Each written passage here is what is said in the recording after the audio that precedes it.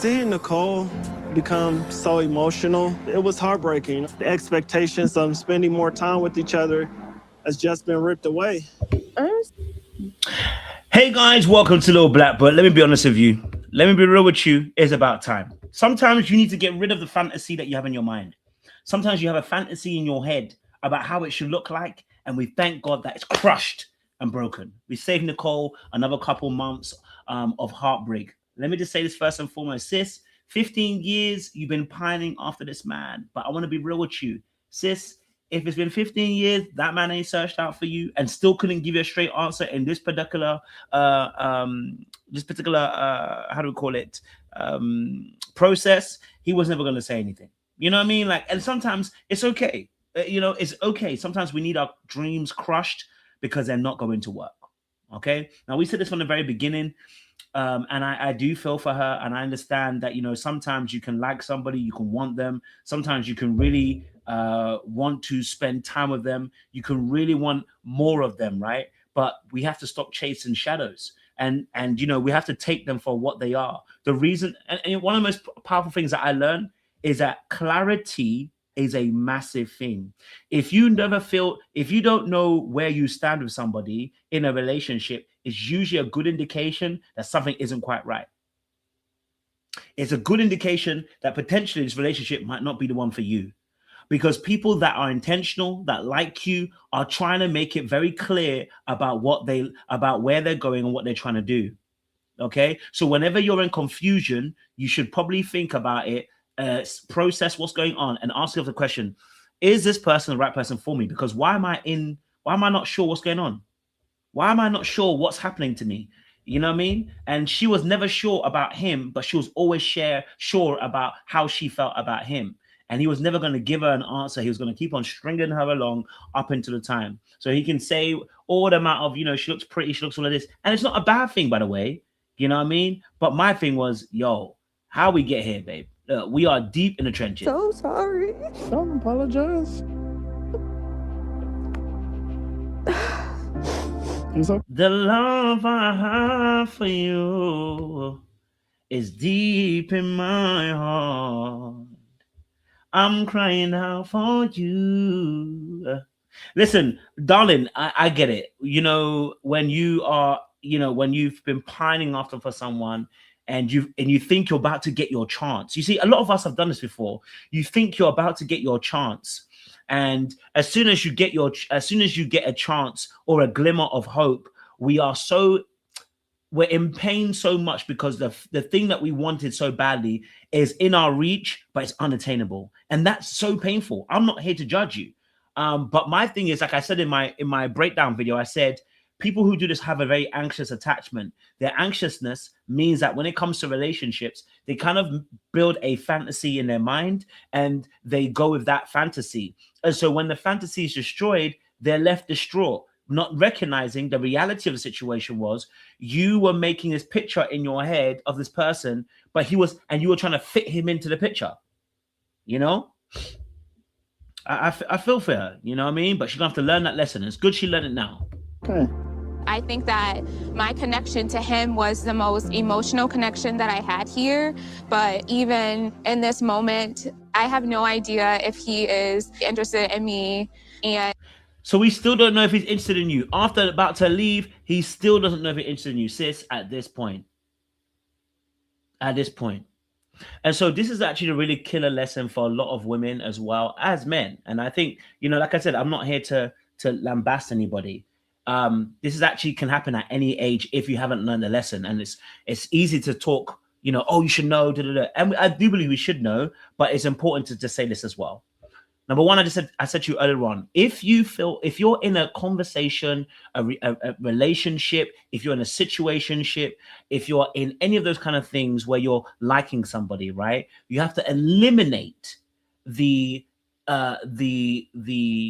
gray areas. Okay, if you like somebody, let them know that, hey, I like you, I want to see where this goes, and that person's got to say yes or no. Anything but a yes or no is not clear.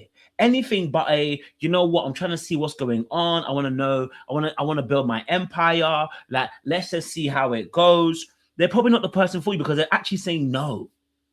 Okay, so that's the first thing. Number two, like I said, if you're ever in confusion, it's a good indication that person doesn't want you. Number three, if you are the one consistently pushing for something to happen, you had to do Zoom dates, you had to, plan dates, you had to take them out. If you have to keep reminding that man from very early on to do things for you, they aren't the one for you. Now, regardless of whatever his reason is, it might be that, he has a good reason as to why he doesn't want it. I'm not saying about that. I'm saying for you personally, you need to know that if you're consistently pushing an agenda, then you're the one that's actually in the fantasy. The person knows. Okay? The person knows. Person knows. So in that particular case, all right, this is important to recognize that this person is not in the same place that you are, and you need to slow it all the way down and pay attention to what's happening to you. But we've all been delulu before, and I can understand how it can happen. You know what I mean? When you're too deep in it, I get it, I understand it. I don't want to spend another 15 years wondering if something could happen between us. So and that's another reason why also when you are locked into a fantasy of somebody from years ago, okay, I don't know, I guess maybe for me right now, I haven't thought about anybody for 15 years. I've not thought to myself, wow, I wonder what they're doing. I wonder how it could be me and them, 15 years later. Like, I haven't got someone like that. I really haven't. Do you know what I'm saying to you? Like, if I finish with you, I finish with you. I don't even think about my exes. I wonder, I wonder what it'd be like to be back with my exes. I don't even think that, bro. Because for me personally, once I've finished and I've moved on, I've moved on. Okay, so I for me, I'm honestly in a place where I'm like, so what happened that you got stuck 15 years ago? Okay, what happened to you getting stuck? What were you thinking of that he was that guy from 15 years ago? You know what I'm saying to you? Like, I'm gonna be honest with you. Like, even the girls that were it girls in my younger years, like, they were the baddies. Yeah, you know the ones there where the girl or the guy is the top of the range at your class, top of the range at your school, whether it was university, they were a baddie. Yeah, I'm sorry. The moment that I've moved out of that establishment, moved out of that environment, I no longer think about you like that, bro. You are no longer top to me. I'm going to be honest with you. Like, my fantasy ended the moment I left that vicinity. So, like, if I have somebody, I was in university for 3 years and I thought to myself, wow, they were a baddie them times there. I promise you, when I finish university and I've gone to live my life and I come back, you're not that baddie. You're a baddie still, but I mean, I'm not infatuated anymore. It doesn't affect me. Why? Because I've moved on. Life has happened. Life has moved on. So I don't think like that. I don't think like that. Melanie said, I thought about someone, but we were dating for a while and I loved him, but I'm emotionally attached to him more. Okay, fair. That's fair. I guess for me personally, like, when I say I'm thinking about, if I'm thinking about a person, I'm still active. You get me? If I'm still thinking about the person, I'm still active. That means we're still this. I'm still thinking about a future with you. You know what I'm saying to you? But I don't have that. You know what I'm saying to you? I don't have that. Because once I get over you and I grieve you and I pass, I've got to go forward, my guy. Someone says that's a dismissive trait. I don't know. Is it a dismissive trait? I thought it was normal. I thought people left. I thought once you finish with people, that's it, you're done. You know what I mean? Maybe it is a dismissive trait. I don't know. I just thought do you know what I mean? Like, I'm not thinking about no one from 15 years ago. I'm not thinking about no one from 10 years ago. I'm not even thinking about anybody from 5 years ago. I remember I met one baddie girl. This girl, she was a baddie, I remember. And I remember I had seen her in a club a couple of, like a year ago before that, whatever. When I saw her, I was like, oh, she's so pretty, so beautiful. And when I met her, bro, I was like, oh, you're that girl. She's like, yeah. She's like, I was like, you're that girl. She's like, yeah. And then we started talking, but bro, as soon as I saw the person wasn't serious, I was like, let's move on. Be done with it, bro. I'm on. You get me? You know what I mean? Like, I move on, bro. Like, I move on. Yeah, I move on. Because, like I said, if you're not going to give me what I need, You know, but again, it might be different. It might be, I might be thinking, like I said, I might be dismissive. So I have to be accountable on that. Someone said reminiscent feeling. Maybe I'm putting it wrongly, but like when I say a feeling, like I'm not talking about having a moment. Do you know what I mean? Like, do you feel me? Like, I guess maybe I don't. I can think back about good memories. Like, oh my god, like that was good memory. Like with the ex, I don't think to myself, oh, like what if or what you know, can we reconnect together? I don't think about any of that with any of my exes, and I think some of them were great. I don't know. Maybe it's maybe it's just me. Maybe it is just a dismissive trait. Maybe it's a dismissive trait. Yeah, because I don't. You know what I mean? I'm like, yeah, I don't think about it. But then again, I'm dismissive. So it could be that I'm very dismissive in this moment as well. So that could be it as well. I'm sorry. I got. I'll put it in. I hope this ain't a good new shirt. This is where my journey is, and it's devastating, but I can take this as a learning lesson. Look, old boy was not even emotionally available. Listen, look, Ed was emotionally unavailable because Ed hasn't done the work yet. Okay, Ed hasn't done the work yet, so Ed didn't want to be emotionally available to them. You get what I'm saying to you? So in that, I get why. I get that. Do you know what it is? Ed's unavailability is confirming that Nicole still got availability between her. Like she had to be, they had to tell her like to let it go, almost in a sense. Do you get what I'm saying to you? Yeah, so it tells me again once more that there's some work that Nicole needs to do, because she's not recognizing that this person is not available. This person isn't ready to open himself up to her. And so now she's in a place where she's broken. And I understand, again, I get it. But then that pull of the way that he's moving, the pull that he has over her is because she's still operating from the old system. If she had done the work herself, the healing work, she would have recognized quite early on, okay, Ed is an amazing guy, but he's not fitting into what I need him to be in, you know? Like, you know, he's not doing what I need him to do. He's not becoming available for me. And so I think this is really important, because this highlights things for all of us as well when it comes to relationships. If that person from your past came back up, have you changed? Have you moved on? Have you become different? Have you grown? Have you matured? Right? Those are key things. Have you expanded? Because the same old you that was then can't be the same old person that's now. You get what I'm saying to you? All right. Continuing looking for love and see how I move forward from this point.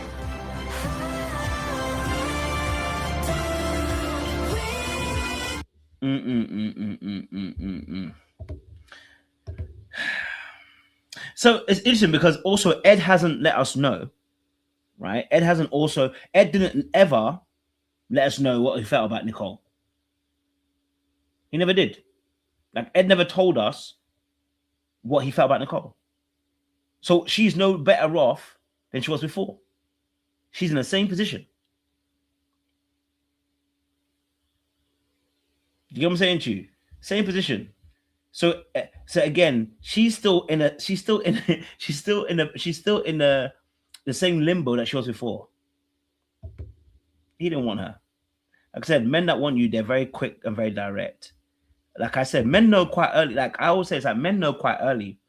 And men know quite early that, listen, that they like you and they want you. You know what I'm saying to you, from very early on. Many ask, do I think she's actually done with the crime that she really done? Probably not, because if she's still got contact with him, more than likely there'll be a text going through or a call going through. And, you know, if she's not got her head on straight, she'll be the one calling. Okay. But the other side is, if it was going to work, I think Ed felt like Nicole made it too easy. Nicole made it too easy, not because she liked him, but because she was way overly invested without fully knowing who he was. And the problem with Nicole liking him so early without really knowing him is that for him, he feels like he's going to have to live up to the fantasy, and he cannot live up to the fantasy in her head because she's built a fantasy in her mind. That's why she likes him so quickly. So this is, when I say about being too easy, I don't mean in a sexual manner. I mean in the sense of she's quickly given a emotional investment without much work. And how do I know that she actually likes me? This is from Ed's perspective. How do I know she actually likes me and not the idea of me?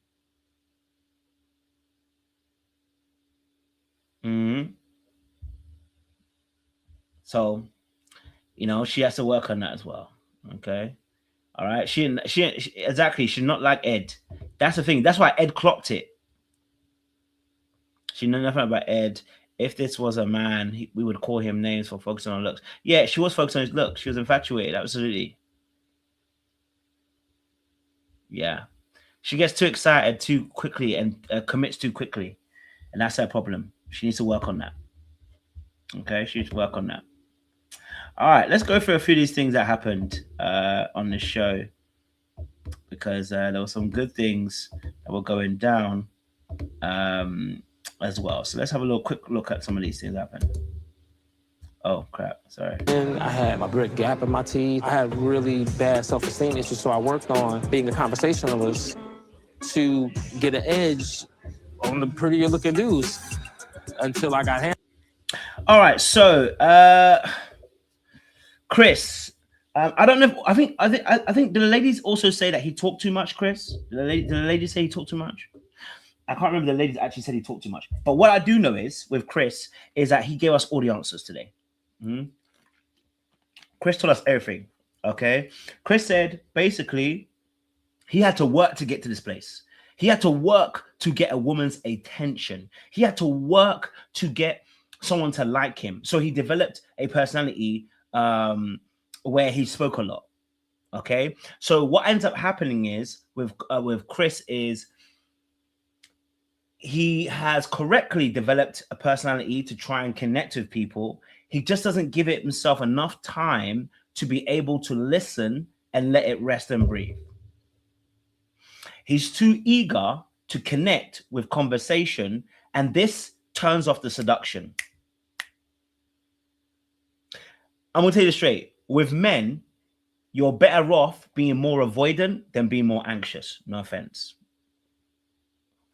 I say that because society has taught us stereotypically that men that talk too much really ain't, you know what I mean? Like, it's do you get me? So women oftentimes have the stereotype of wanting to talk to be able to connect and to process their feelings. So if you're talking too much, you're not giving her time to also talk, and you're over talking her.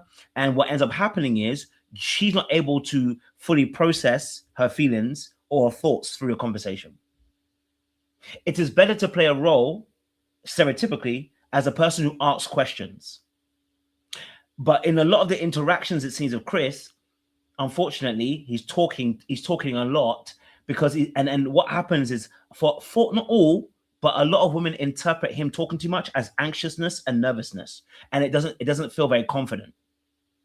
Women stereotypically would prefer you to be an action person than a talker. That doesn't mean you can't do both, but they prefer you to be more silent and doing actions than to be doing more talking and not doing as much action. Do you know what I'm saying to you? So like when he's talking a lot, they're gonna be like, he's not really inviting me into the conversation. I don't feel a part of it.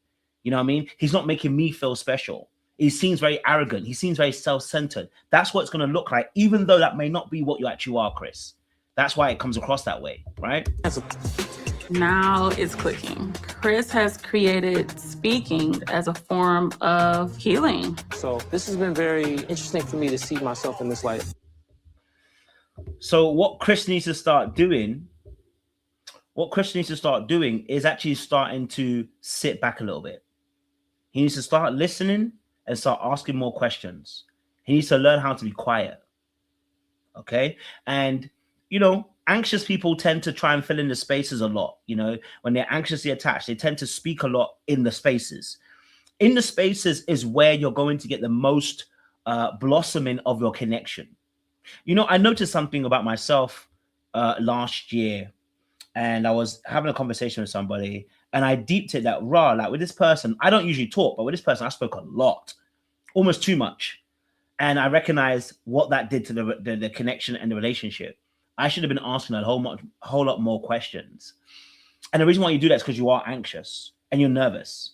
Okay. And so because you want something bad enough, sometimes your wanting and your desire leads you to a place where you are yearning instead of being able to be relaxed and at peace. And so I think Chris is always at a place where he's always on the front foot, ready to go, right?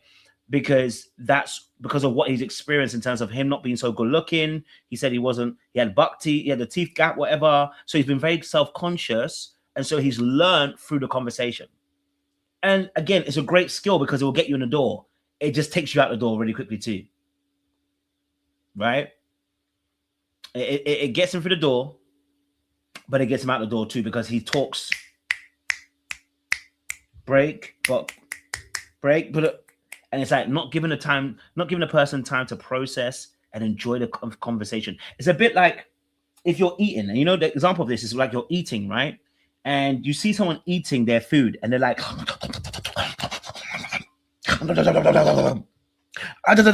it's like, bro, slow down, bro. The food ain't going nowhere. I know, but it's like, bro, slow down. Right? And so when you see someone like that, chowing through the food, okay, right? You're looking at the person like, like, bro, like, you're looking too hungry. You're looking too desperate. You know what I'm saying to you? So this is important. It's important. Also, you learn more by listening, you know? So you just got to take a little bit of a back seat. And I totally understood what Donna was saying. It doesn't change that overpowering a conversation can be confusing and irritating, but at least... Can I just say something? Is it just, okay, I've got a weird thing. You guys already know. I think Donna looked so hot with the hair the way she was. I can't lie to you. I don't know. You know me, when I find women most attractive, it's not when y'all got the makeup on. When I find you the most attractive, when the face is bare and naked, you can have the cornrows that go different directions if you need it to. You can have the baggy t-shirt on and the shorts on then. That's when you look the baddest to me. I can't lie to you. But I'm not trying to keep you barefooted in the kitchen and not looking good. I'm just saying to you that is where I see your beauty. You know what I'm saying to you?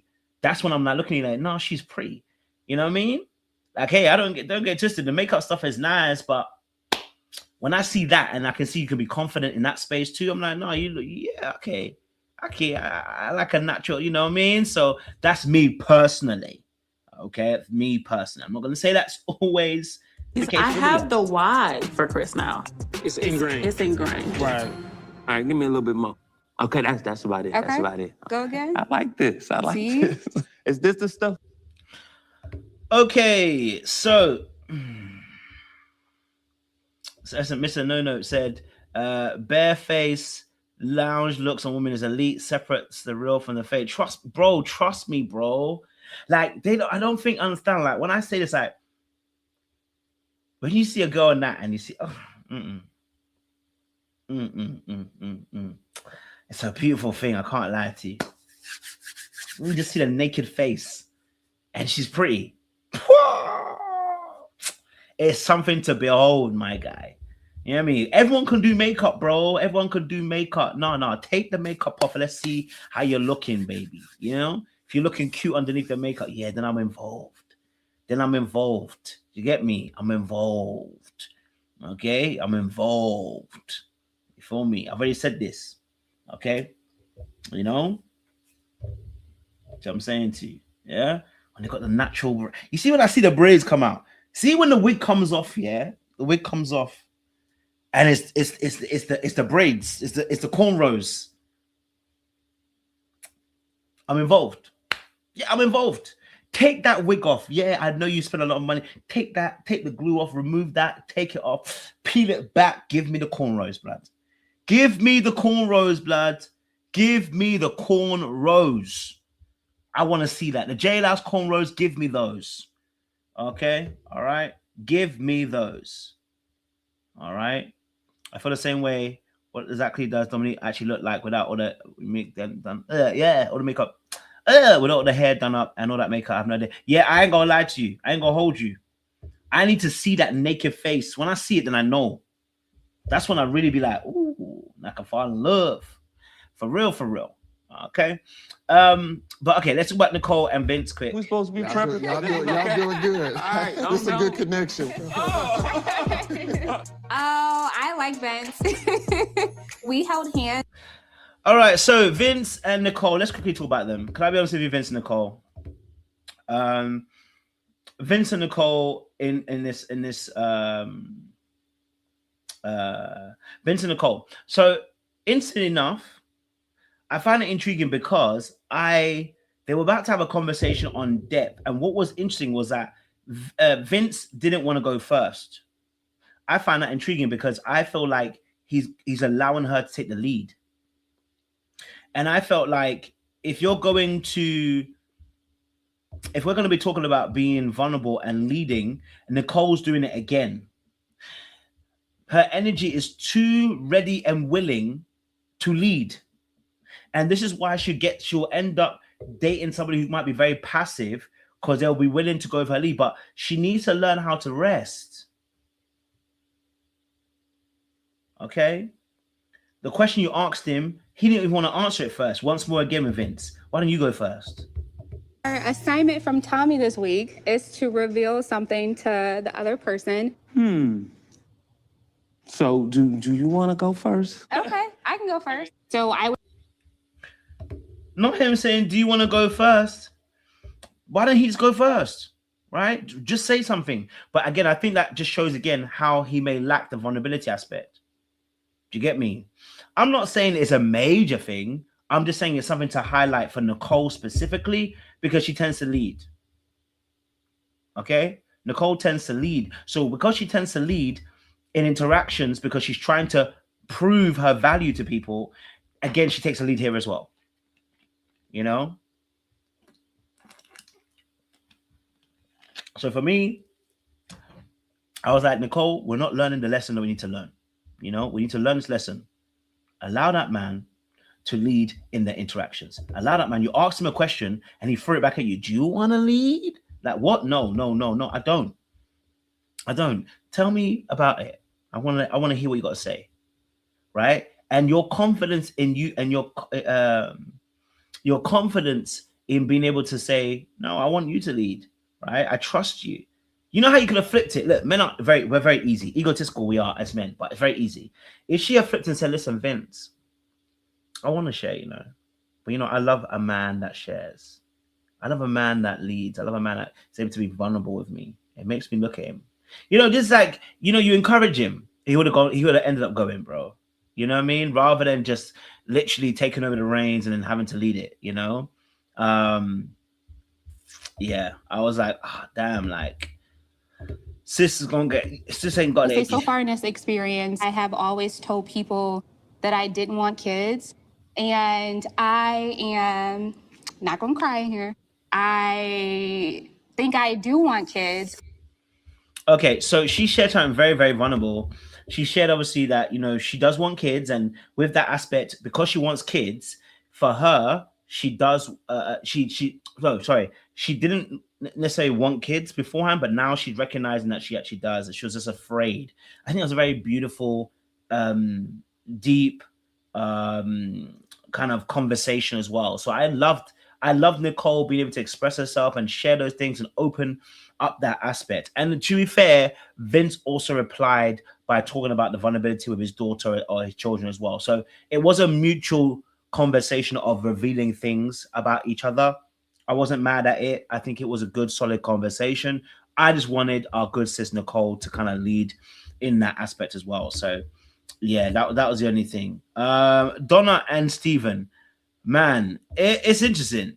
Donna and Steven, interesting. I'm gonna say this now, interesting.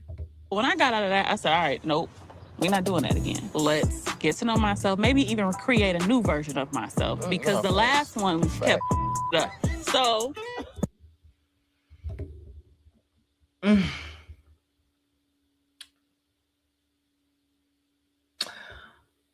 I don't think Steven was interested.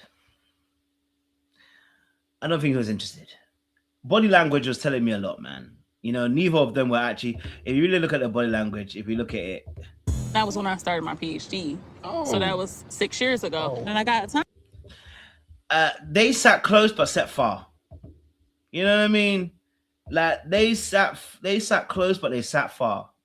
And I just think that to myself, with Donna being so judgmental sometimes, I wonder how easy it is as well to get close to her. I wonder how presentable she feels. I wonder how approachable she feels with her energy, because she seems like her energy kind of like turns people off.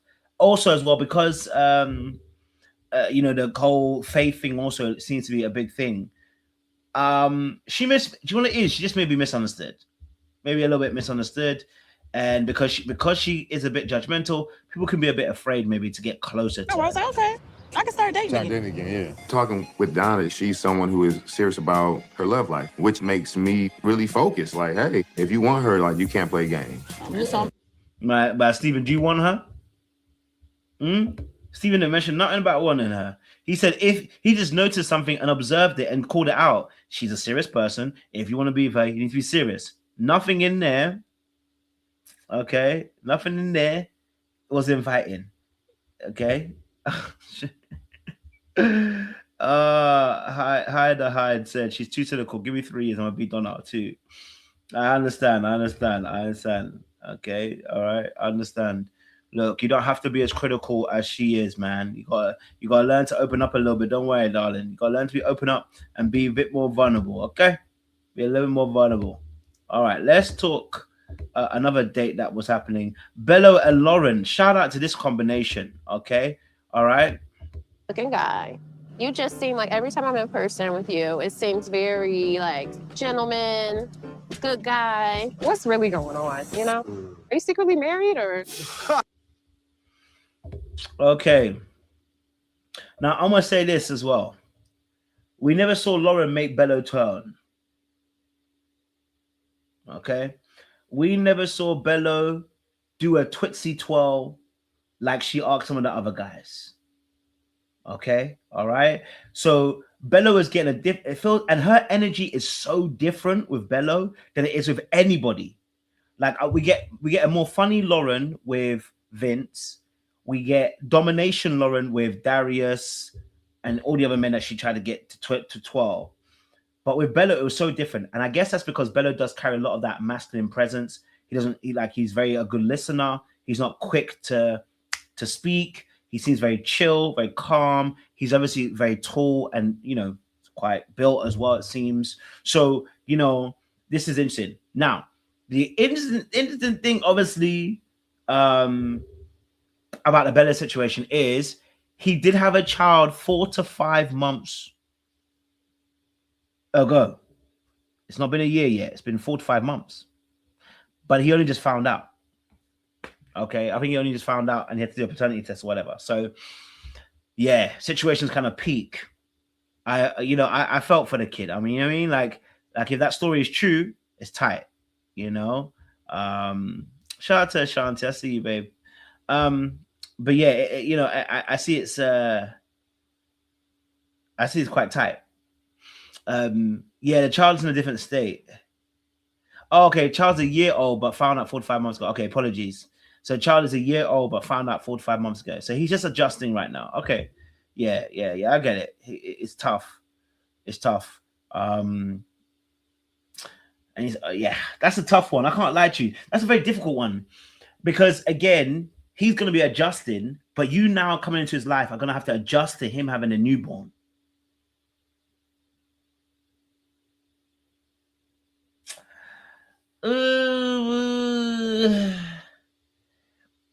That's a sticky situation. Because if you get involved now, he's got to go through a whole learning curve. And of course, he talks about co-parenting, but it's still early days in their co-parenting. If he only found out 4 to 5 months ago, but the kid is a year old already, what kind of relationship do they have?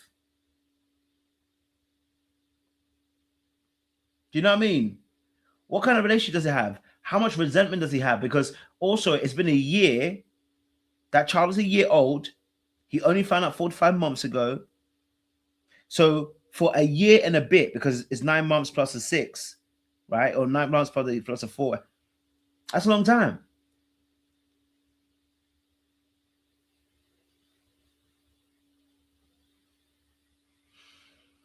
You know?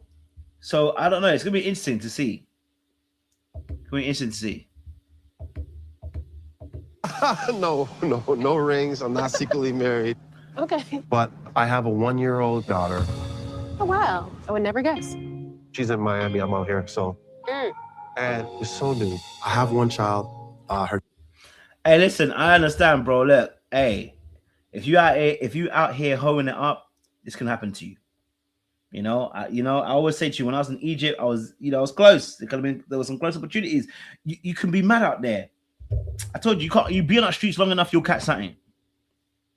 You know, you be on the streets long enough, you'll catch something. I always say I'm lucky. It's not because I'm great. All right, it's not because I'm great. Oh, one night stand. Yeah, he did say that still.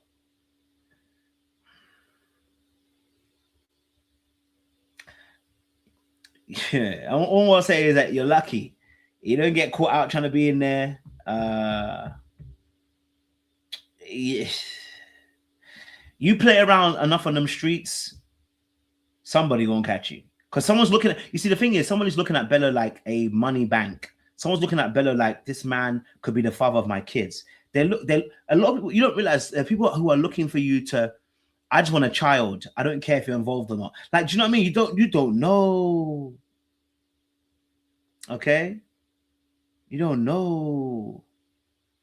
Do you get me? You just don't know what people are on, bro. We don't know her full story, but a year, 4 to 5 months finding out. Boy, you on a Name's Nava. It was a surprise. I found out like 4 or 5 months ago, but I'm in my daughter's life and trying to see her as frequent as possible. I had my first child at 37. Look, all I'm gonna say is, and I think this is for the men, okay? This is for the men specifically, okay? All right, wrap the frick up.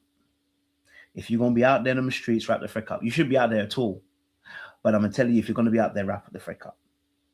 Okay, all right? Because something I'm gonna tell you. Let me tell you this now. I'm gonna tell you something, and this is not me being arrogant. I want to make it very, very clear. If you hit it long enough in a situationship, there's at least one time that girl will tell you, take off the condom. I'm going to tell you the truth. When I think back to the fact that the stupidity that I was involved in on more than one occasion, on several occasions, I could have easily had 4 or 5 baby mothers. I'm just going to be real with you. So I want to speak to the man them specific because it's easy to happen. I'm just going to tell you that. It's so easy to happen. You keep messing around with women, sleeping around with several different women, doing that kind of stuff. I'm telling you, if you sleep with someone long enough, the women will tell you, oh, I don't think there was even one girl that I didn't sleep with. If I slept with her multiple times, that she did not say, take it off. In between the sex, that's what I'm trying to tell you. So people get tapped when sex happens. So no matter what good ideas you have, you think you have good ideas. The moment you're involved in it, your brain, something happens and you can switch off. You can switch off. You can switch off. You can switch off. I'm just being honest with you. And I think it's always important that we educate people and let them know that this is reckless.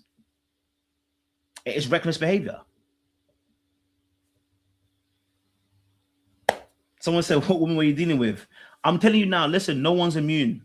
Because what tends to happen is the lust that you're involved in, right? The lust that you're involved in, you get too complacent. You get prideful and you get complacent. And you think you're invincible. This is when you're doing this kind of stuff.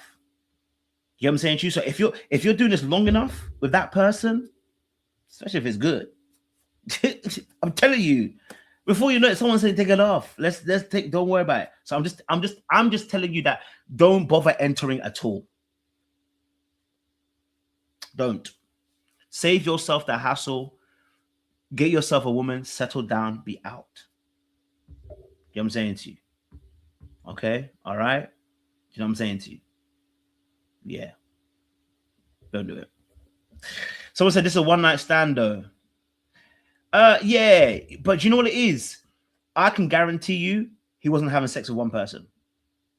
If it was a one-night stand, that is very rare that a one-night stand can produce that level, that no condom situation. And I guess we're assuming again if it was a condom situation, but it's very rare that happens.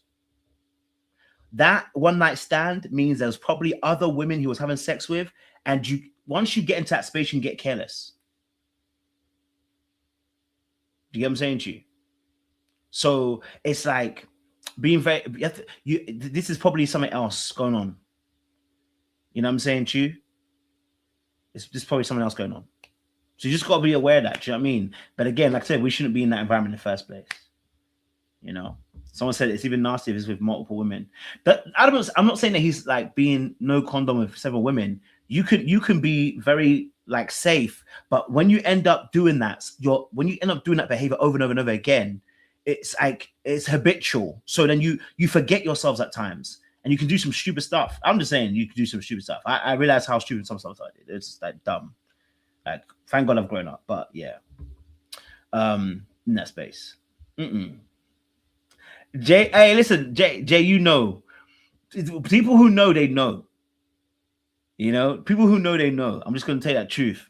Once they say some certain words, you're in trouble. Something inside me, that's it, you're finished. You're done. After that, fam, it takes a strong person not to give into those temptations. So don't do it at all. That's what I'm going to tell you. So with Bello, obviously the situation, you know. So it wasn't by accident. I had a one-night stand. Then she calls me in May, and she's like, I'm pregnant. Really? Oh my God. You're not going to run away now? That scare you away? No, I'm just processing. Have you physically? Yeah. But it's interesting. I am wondering, like, I wonder, because he went to a paternity test. So I am wondering if there was a situation where, like you guys said, maybe it was an IOD, maybe she was taking a pill and it didn't work. You know what I mean?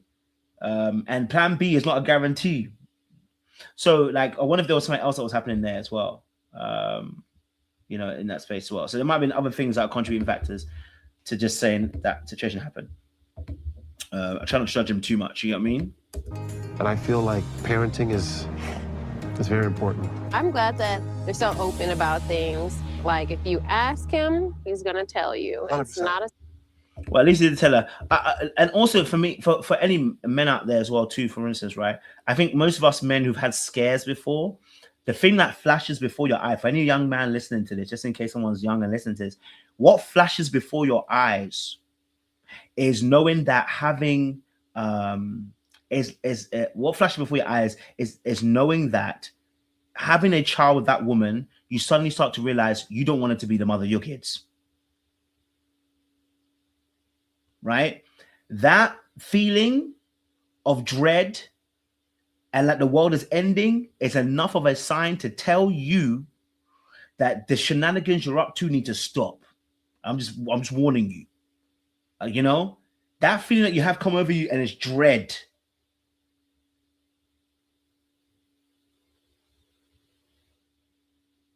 You know, that should let you know.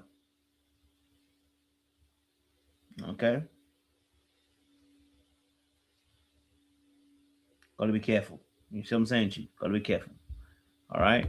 So yeah, that's enough of evidence. Secret. And I'm glad we were able to kind of clear some things up about having a child and just how you found out and everything. Yeah. Now, of course, I don't know if they had a conversation. I'm not sure if he told Dominique as well, because it looked like he just told to Lauren, but I don't know if Dominique actually knows as well. You know what I mean? So it's going to be interesting. If Dominique didn't know, I wonder how she'll take it, because he shared this with her, with Lauren, not necessarily anybody else. So I wonder if Dominique will actually know. And that'll be a bigger issue because they're talking and having deep conversations. And question might be, why did he not tell her if he didn't? I don't think he ever told us on camera. He never told Dom on camera. So he might have told her off camera though.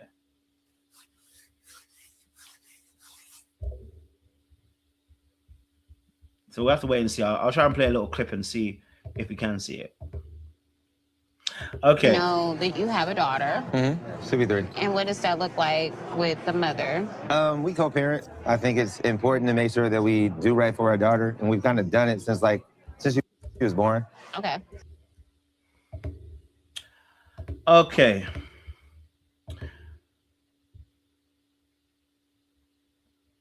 Okay. Let me just say this.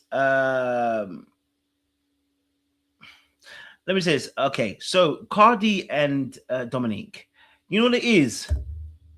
It's hard to see beyond Cardi and Dominique when we saw that Dominique already kissed old boy Bello, right? So anything less than a kiss, I already know this ain't gonna work. Now, Cardi is, for me, he's making up. He's a paperweight, okay? And no offense to him, it's not like he's a bad guy or anything, but Dominique is using him. And I don't mean that even in a bad way. It's a competition at the end of the day. She needs votes. She needs to keep it people in her sight. But this is a clear indication of what I mean by number 1 and number 2. There's always a massive gap between number 1 and 2.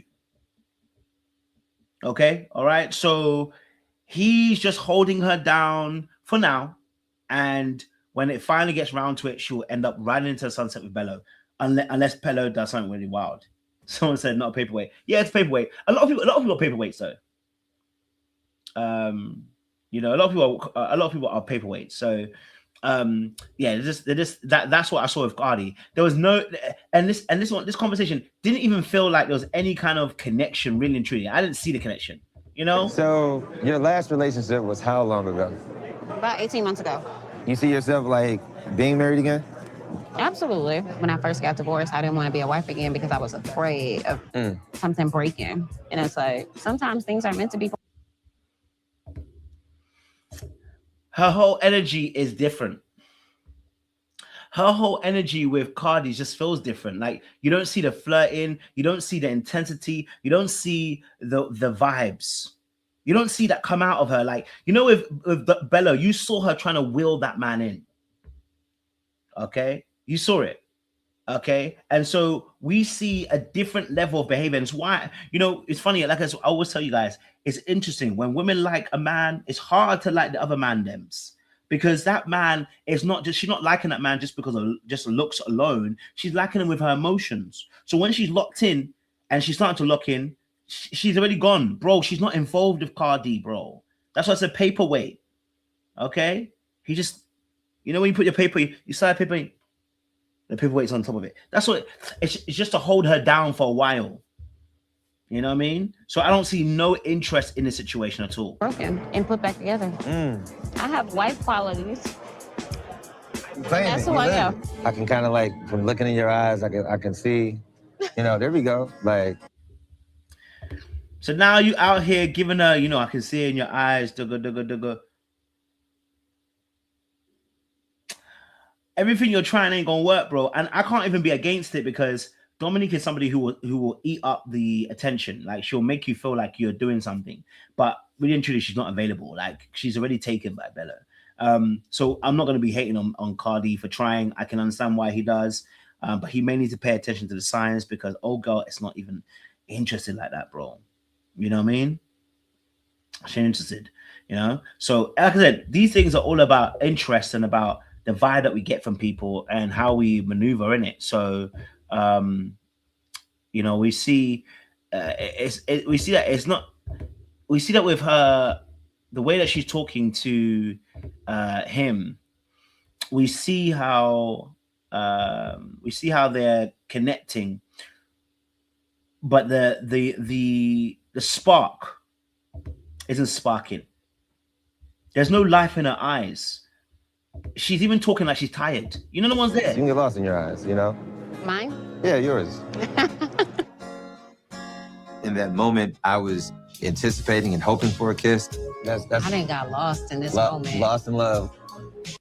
She done sold him, so she done sold paperweight down the dream. Okay?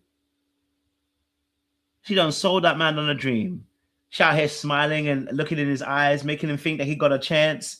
Bro, that woman is not interested, bro. Okay, she just playing along to get the looks, to get the likes, get the votes. Yeah, that's about it, bro. You know what I mean? Like, that's about it. The one thing about Dominique though is she gonna play her role, boy, because she gonna make you feel like you're doing something. You know, like as they were leaving, you know, he had his arm around her, and you know, I was like, you look like you're doing something. It looked like you're doing something, but you ain't doing nothing. Look, Do I think that Cardam is gonna go past trivia?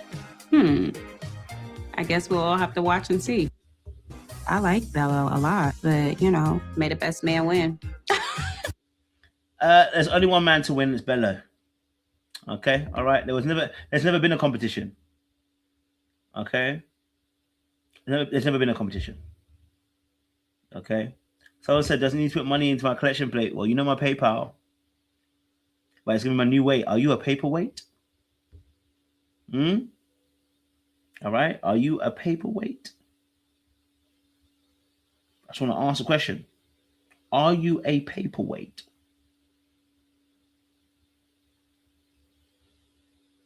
You know, that's what I'm saying. Gotta ask yourself that key question. Are you a paperweight? Don't become one. Okay. We don't want that for you. Let's go deep. So is there something that you're willing to share? When I was in my most recent grad program. Now, you already know what I'm going to say. You already know what I'm going to say right now. You know exactly what I'm going to say. Spot what should not be in this particular picture. Okay? Spot what does not need to be in this picture. What have I told y'all? Leave it alone, please. But anyway, let's get to some serious things. This conversation was a really good conversation between Shannon, Devon, Lauren, and Darius. Unfortunately, Darius was unable to give some depth in the conversation. Now, I don't know if Darius has given us some deep stuff before. Darius has. Darius had a deep conversation when they were at Shannon's house. So something was different. Darius didn't want to give any depth this time. Didn't want to give as much deepness this time for some reason. Or at least that's what the camera edited. So there must be a reason why he didn't want to give the depth this time. Because when they had a conversation at her house, it was deep. I don't know what's happening. Yeah. So I'm wondering what happened as to why Darius couldn't go deep today when he was an even smaller group. I don't know. It was interesting. I ended up fainting and smacking the whole left side of my head on the wall. Oh, no. I had post-concussive syndrome, and still, even now, it impacts me today. Wow. Well, I'm so sorry about that, Shannon. Thank you for sharing that, but I'm so sorry that you had to go through that. You know, as well. So, you know, Shannon, hey, we're sorry about that. You know, because that's you know, that can change your worldview and change the way that you can operate and move. And I understand that, you know, that is a very deep thing, you know, that one can go through. Elsa said it's still deep, but it's about work. Yeah, I think she's married to her work, isn't it? She's married to her work, you know. I think she's married to her work. But I do love Shannon. I think she's got such a lovely, warm, inviting vibe. You know, and she's real, like, you know what I'm saying to you? And I that's something I appreciate about Shannon. She just keeps it real, you know, and she's not trying to do too much. And I appreciate that for that, you know? Okay. Love her, love the pearls. I can't do the pearls, man.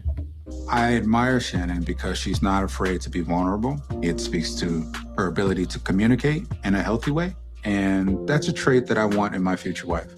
So Well, Devon, I need to. If that's what you love, Devon, I need you to chase that, because stop chasing this tail of Dominique and that. Okay, all right. Leave the Dominique thing alone, okay? Because you are also becoming a paperweight there, and he's also being consistent with Lauren too. I said, sir. I said, sir. I hope you're just playing the game, but it feels like Devon trying to get the best deal possible out there, and I hear it. You got to wheel him and deal him. Okay, you got to wheel him and deal him. But I'm gonna just say, look, I think Devon is trying to get the best possible deal on the table. I think, yeah, he likes Shannon, but I think he would prefer someone like a Lauren or Dominique, because again, it may feel like a bigger status for him, you know, in that particular space. So I hope that he can surrender himself to the likes of someone like Shannon. I'm not saying that, you know, Dominique or they're bad people, but rather in the sense of, I just feel like they're going to be status driven rather than actually connection driven. You know, do you see what I'm saying to you?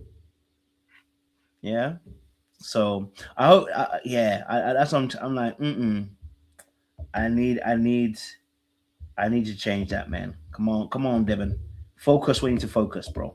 As a kid, when my mother used to drop me off at school in the morning, all the little girls was lined up and they would kiss my hand and say, King Darius. Oh, bye. My mother said, that's what my mother did. My mother was like, stop. This has to stop.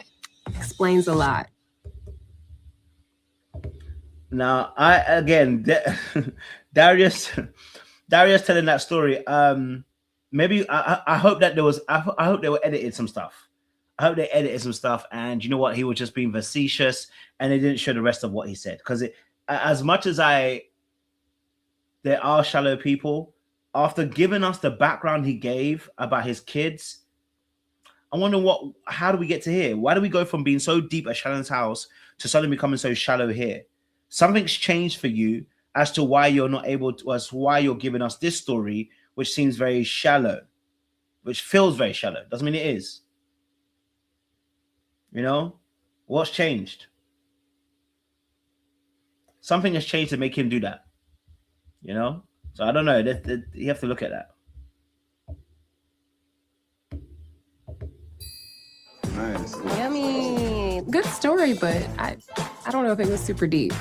Untouchable individual. She kind of comes off as perfect to me. And to learn that she had some experiences that she'd been through, wow, that was very touching. It's also interesting that he said the words that he felt like Lauren was invincible. Sorry, came off as perfect. And I was like, it's interesting that he saw as that. And I wonder why.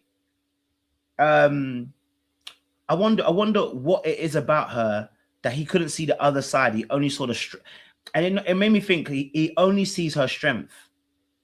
That's why he's saying that the perfection aspect. He only sees her strength. And that for me tells me either Lauren's not showing more of the side that she needs to show, or for Darius, you know, I think looking at Lauren, something about her is very reminiscent of what he's experienced. And so maybe the fantastical idea of the perfection could be something that he saw in his mother. And because he never saw the weaker side of her, maybe that's also a part of plays in it. You know? Maybe. You know? Because that's very interesting that he would call her as being perfect. You know? That he would have seen that. Because nobody's perfect. So the fact that he would have seen that is interesting.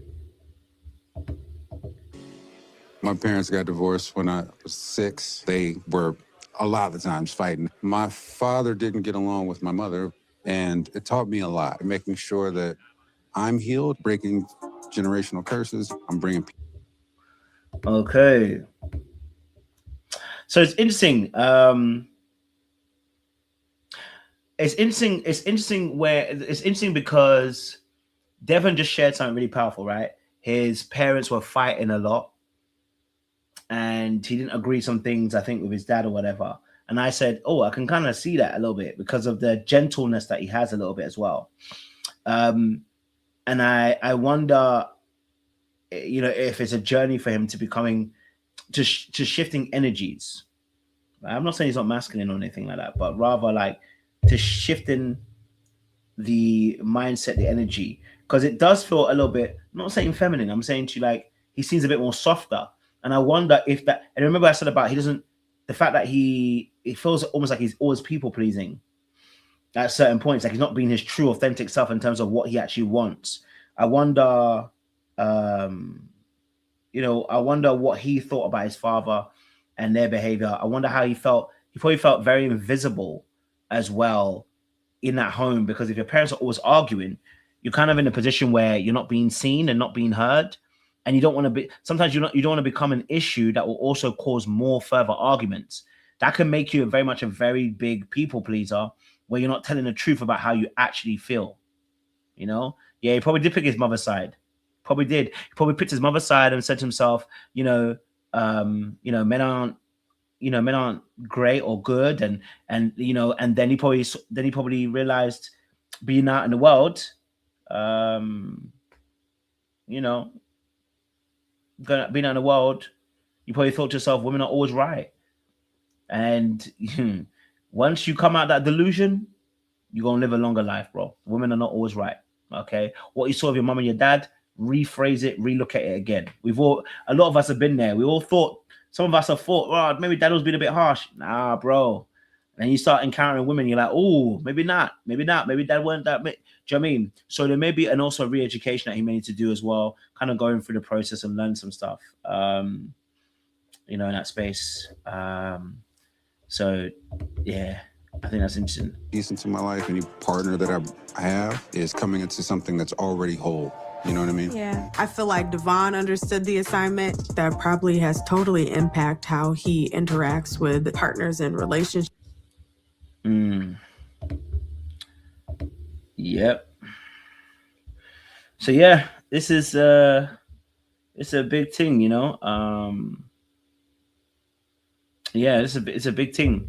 So again, there may be a reason for why Darius didn't go deeper.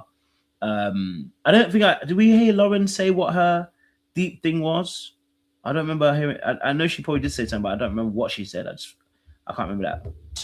I'm glad that he felt comfortable sharing that with us. Well, guys, this has been really fun. Yeah, most definitely. I actually have an event I'm gonna have to cut out. Overall, I thoroughly enjoyed. I don't remember if Lauren said anything. Can anybody remember if she said anything? I'm trying to see, but I don't remember if she said anything. What was her thing that she said?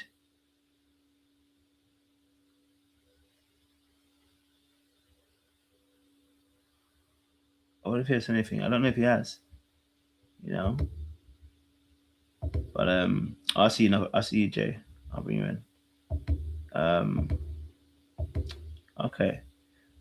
Last one. I gotta do the Bello and Ashley as well, because this was a good one.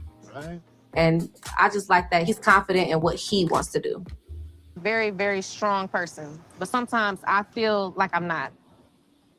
Sometimes I feel like I am so defeated. I am so weak right now. Like I'm. Damn. Oh boy, was that way she breaking down? We ain't been getting away yet. But no, joke aside. Shout out to Bello. Shout out to Bello and Devon, Bello and Ashley actually for this conversation, because Ashley felt safe enough to open up about witnessing mental health. Now I was a bit confused because I was wondering like, oh, is she saying she was the one that was mental? Oh, or she's saying that she witnessed somebody? I thought she was saying she witnessed somebody going through that, right?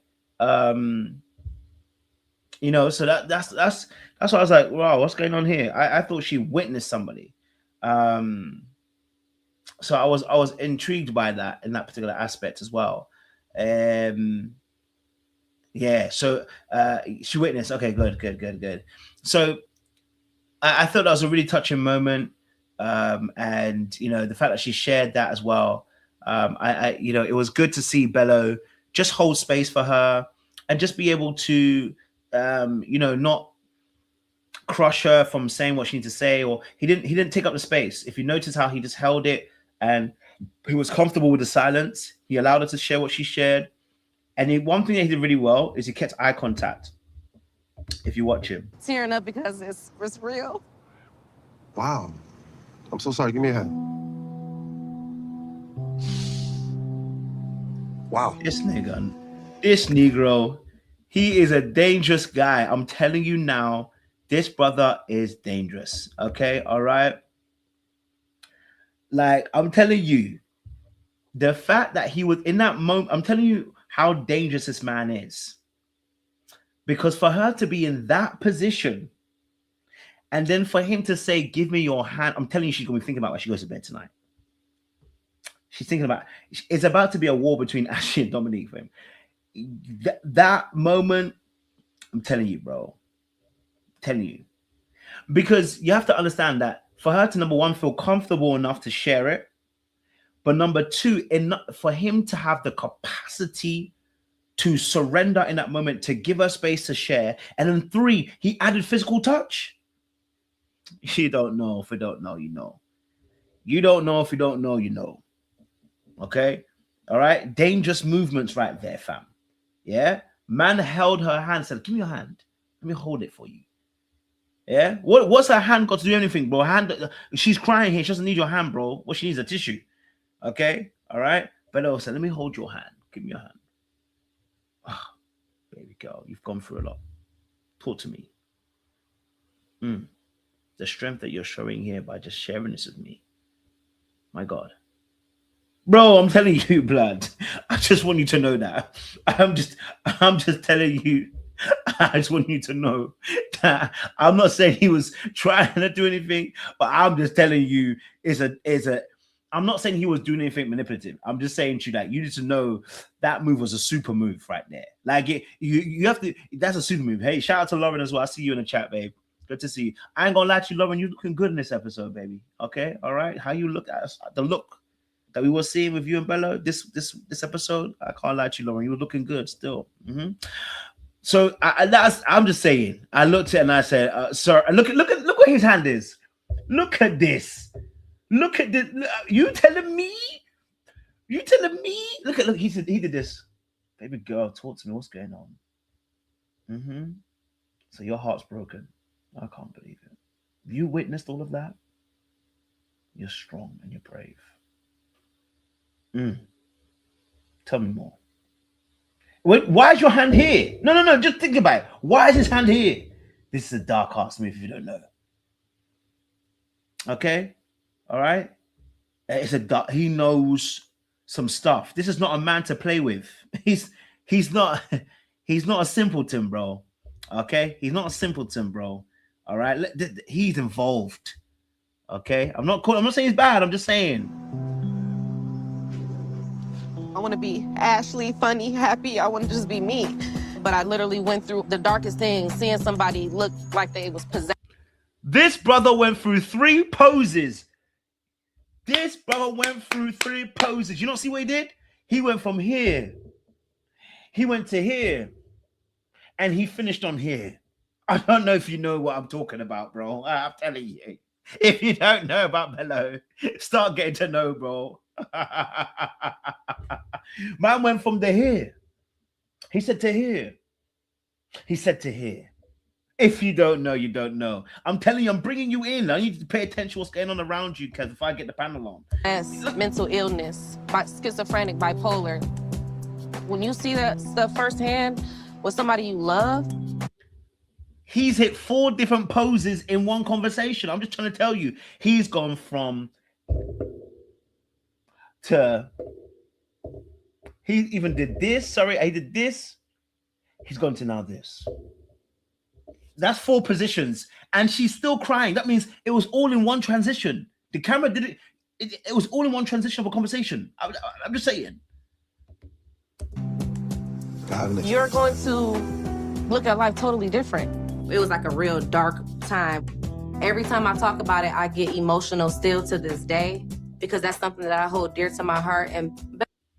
But no, I'm being facetious, but I'm being obviously very facetious about it, and I'm playing. But you know, Bello was showing us what it means to be engaged in a conversation, right? Like when someone shows you their behavior, that they're being empathetic towards your plight, this is what it looks like. You know, like he was engaged. He was here. He was here. He was here. He was showing like it's not, you know, I'm not saying it was bad. I'm saying that that's how you know, that's how you show empathy, because you're recognizing in that moment things are happening. So you're just kind of shifting and you're kind of moving along with the conversation, right? He's not showing that he's disinterested.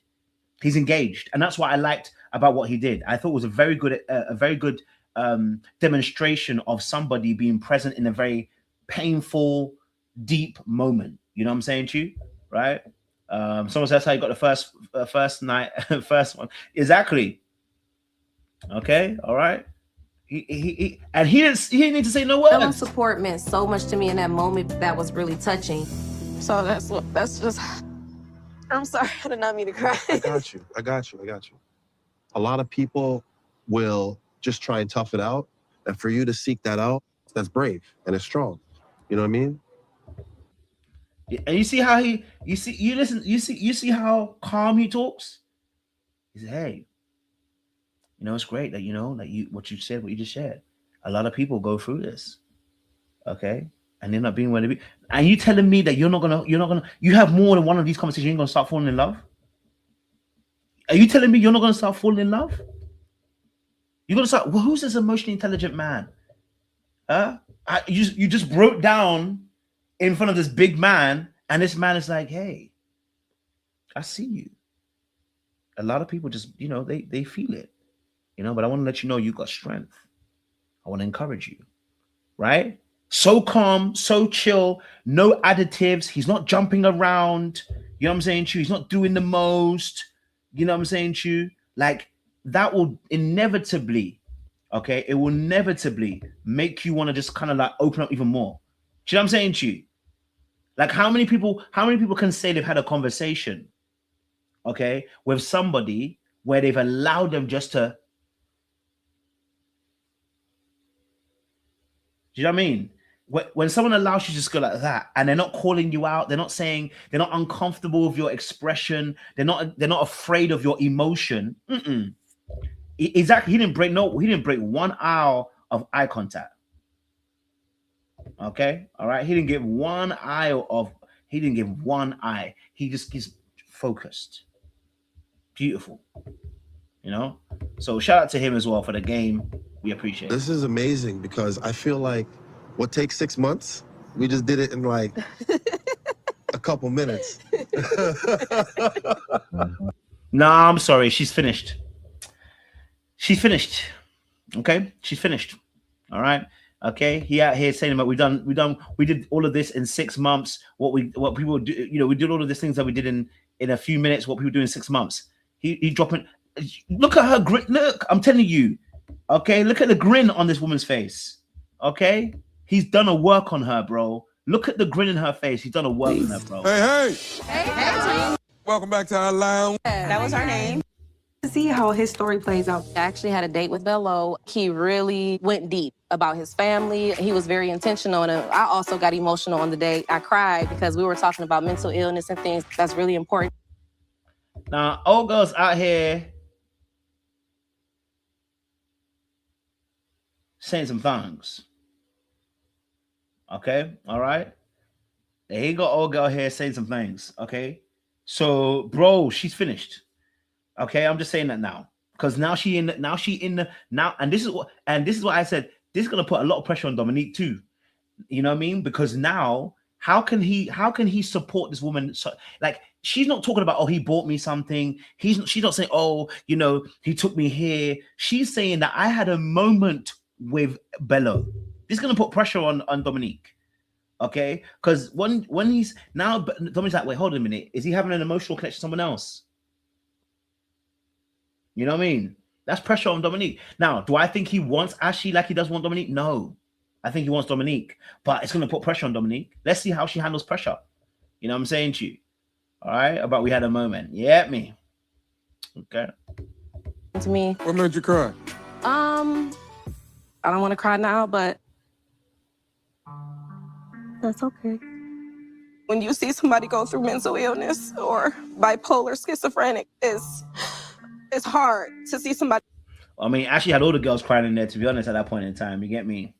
So, yeah, that's tight. So I said, who's smoother, Bello or Darius? Well, personally, I don't know. I think Bello is much more smoother. I think you can see Darius is too obvious. He's too peacocky. But with Bello, I think he just, you know, it's like a car that's very silent, creeps up on you. You know what I mean? Creeps up on you.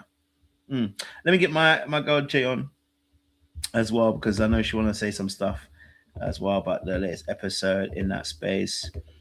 You know, and get some thoughts. Hello, Jay. You would get me on as soon as I decide I'm gonna change to the laptop real quick, so I finally finished doing what I was doing. Okay, do you want to change it? No. We can go while I set up the laptop anyway, because I gotta still get it together. Hi everybody, it's been a while. You know what, Coach? I ain't gonna hold you. I like this episode. I mean, pretty much everybody understood the assignment except for one, which was odd. But I don't know. I guess he was like, I'm not gonna cry 2 weeks in a row or whatever, or twice in the season. But I really like some of the conversations that brought up, especially this one with dealing with mental illness and a parent. I'm assuming it's a parent saying that somebody should love, but I'm not really sure. But coming from being a child of a parent with mental illness, I get her pain. I understand it. I understand presenting strong and not always feeling that, because you're dealing with somebody's unstable emotions. And when you're not old enough, or at the time old enough to understand what's really going on, it's a lot. It is a lot to deal with. And like she said, I mean, I know my time of dealing with somebody that had the mental illness, and those that know the story that's been here long enough to know. But the time I watch my person look at me, and you can tell they didn't recognize me. And like literally going through that and having to be in a position to actually defend yourself, but you love this person and you don't want to go there with that person and all this stuff like that. But you know they're not in their right mind right now and they don't recognize you, and you just have to keep yourself safe. It's a hard place, and it's a difficult place to be in. And I'm going to say this to you, Ashley. You are a strong person, even though it doesn't feel like it all the time. And it's not fair to you that you have to be that all the time. But breaking down sometimes does not mean you're not strong. Actually releasing that energy that person is putting on you at a later time does not mean you're not strong. So don't feel no type of way. God has put you in a position to be able to deal with his, I don't know what I want to call, I don't want to offend nobody, but he put you in a position to deal with his most challenging of people. And it's not always an easy place to be in, but it's a blessing sometimes. It is actually a blessing sometimes, because you actually start to understand the human mind and how beautiful it really is and how delicate it actually really, really, really is.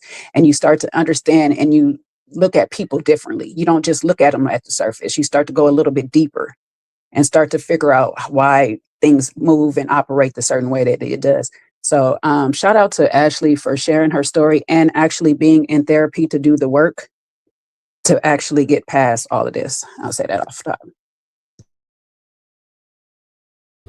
Appreciate it. Oh, Sid, what's your thoughts? We're talking about Ashley, of course, so I want to get your thoughts on interaction, her viewpoints and stuff.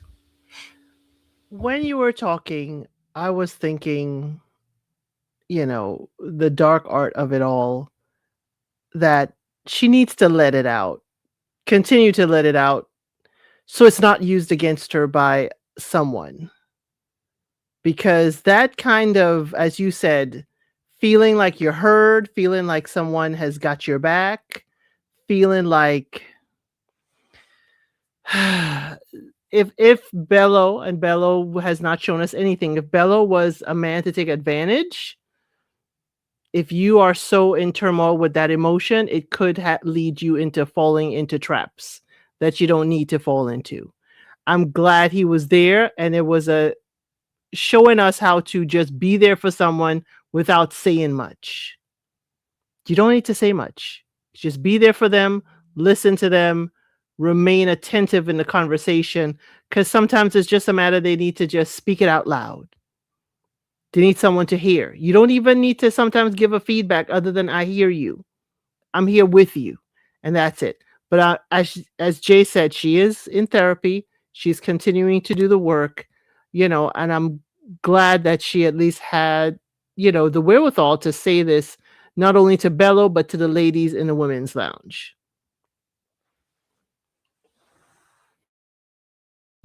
Yeah, no, it's definitely a difficult situation. Just like Jay and myself, I've also witnessed it. You know what I'm saying? She was a parent, so I know how difficult it is. I don't know how difficult it would be if the person was my partner. That's another level. Do you know what I mean? At least with a parent, I can detach. Do you know what I mean? But with a partner, you're witnessing them and you love them and you're trying to, you've got to try and navigate how long you got to stay. So I can imagine how difficult it would have been for Ashley, because even if you decide to leave, the guilt that you have from leaving. Do you know what I mean? Like that in itself would be so difficult to navigate in that space. And so I really did feel for her sharing that story and sharing the experience that she had gone through. And it is a very difficult place to be when you're dealing with people that are mentally ill, when you care about them, when you like them, when you love them. Because like Jay was saying, it's there's a battle that you face, because at some point you have to almost think about yourself too. At some point you have to think about, am I going to get lost in the sweeping of the situation? Will I also get lost? Oh, okay, Jay, I see you. Don't let me flirt. But no, but in the case, I'm changed now. Jesus, changed. But in the case now of obviously the situation when it comes to Ash, it's like, you can easily get lost as well. You can easily get lost in trying to almost save the person, trying to be that good person, trying to be that person that can love that person through a scenario, a situation like this where they're going through mental health issues as well. So I can understand such a moment, or such moments in life, how much of weight it is upon her shoulders. So I'm glad she's in therapy. I'm glad that she's getting a chance to be able to say. Most people just need to be able to say what they feel. They just need to be able to say what they've gone through, and then have somebody maybe even ask one or two questions like, so how did you deal with that? Like, how did you get through that? Like, just a few of those kind of questions to help them kind of like release what they've been feeling. That you know what I mean? And I think as she's shared that, we've connected. We've now said, oh, we understand where you're coming from. So I think I was very, very brave of her to share that. And there's no shame in crying in that to the space. Yes, Jay. I see we all had an indifference on if this was a family member or a romantic partner that she was dealing with. And it does kind of change the dynamic just a tad bit, because of course, if it's a family member, you can't really walk away from that or whatever. I know you make that face, Elsie, but you can't necessarily just totally like,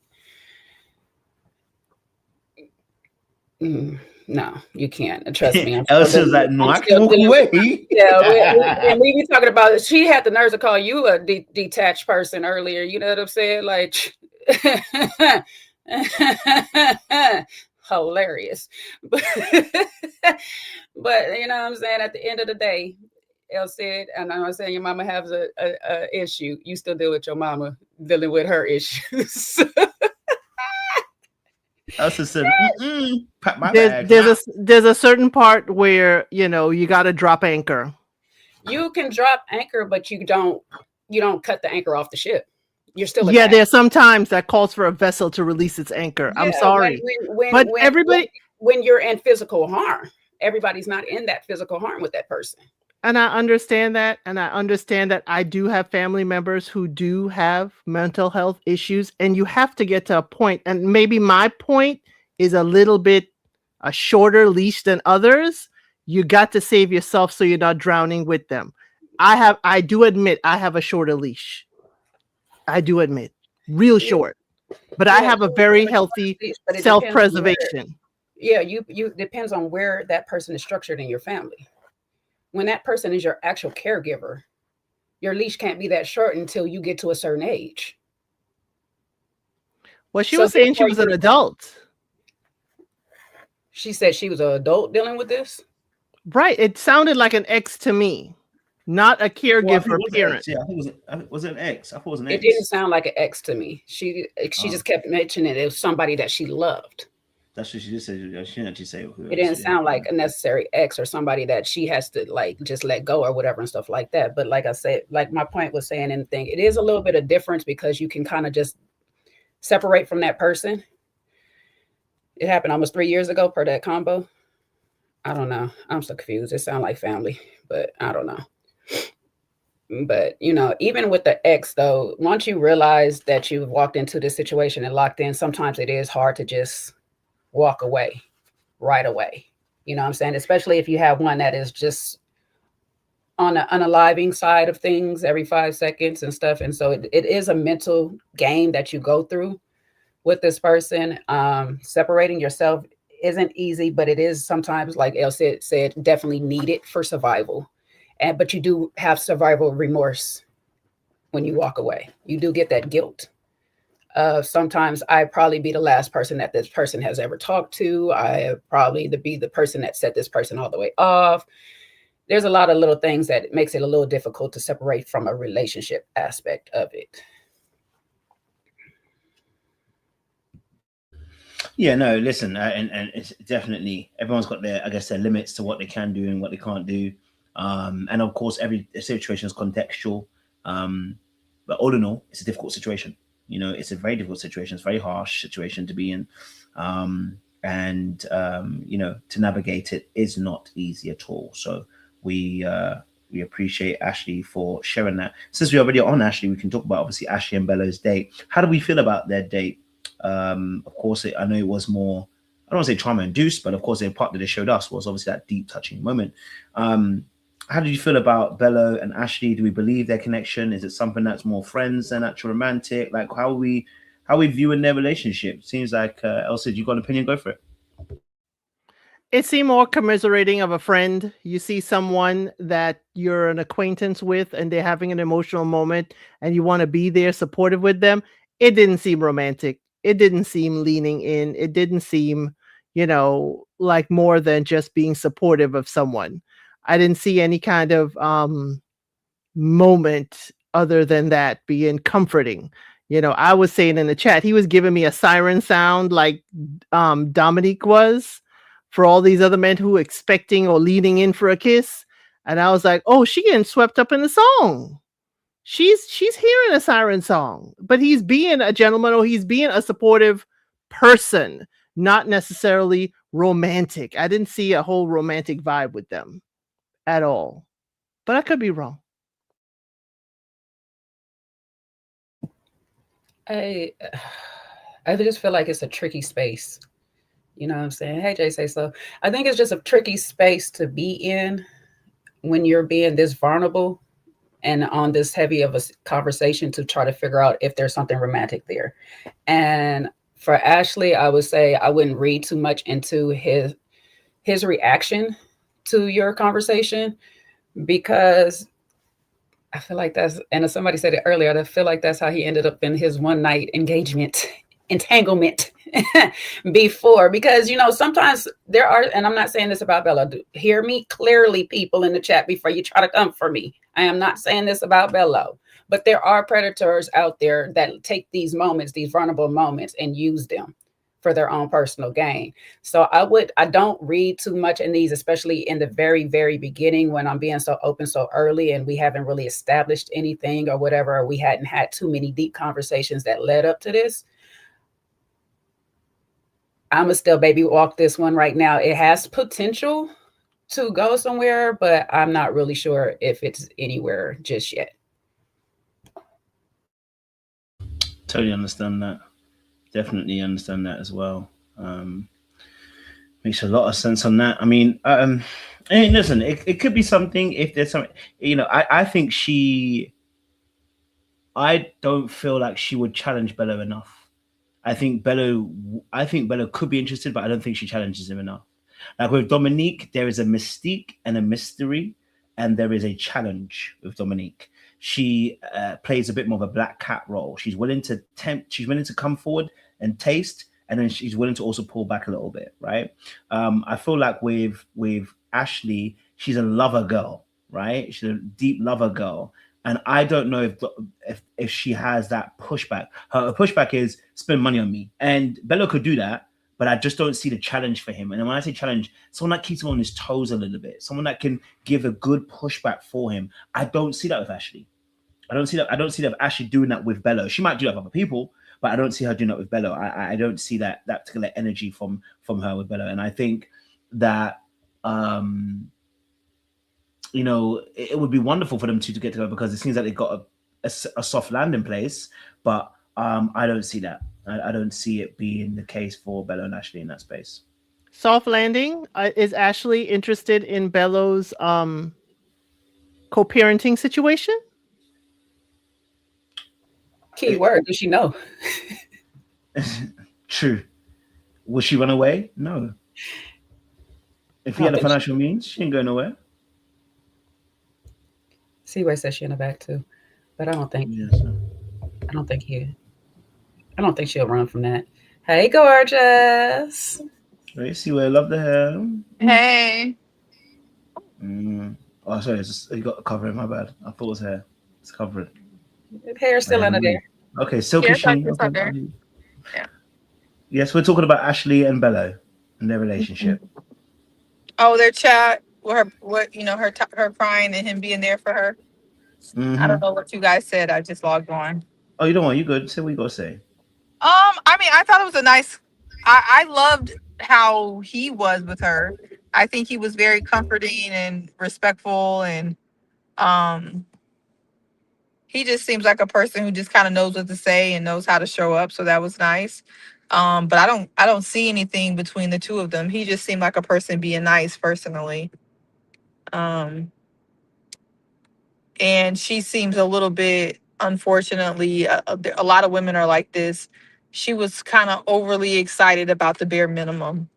And being kind while someone is expressing emotion is really kind of like the bare minimum. And she called that husband material, and I was disturbed. They said you don't got you a spur from Darius. What they saying? I can't even read. I know they talking about me. I can't even You said you got a fur from Darius. Oh, I did. Some cuffs. I They did. furry cuffs. This ain't real though. I don't think this is real. I don't think Akira be having real fur. That's not real raccoon. I don't think so. I don't think Akira has real fur. I don't think any animals died for this outfit. No worries at all. No, I don't think so. But it is warm. Yeah, y'all. I do got my fur on. It's very cold in Chicago today. Very cold in Chicago, and we still had to be outside. And see, we got the legs out, child. Oh, yes, I do. You know I do.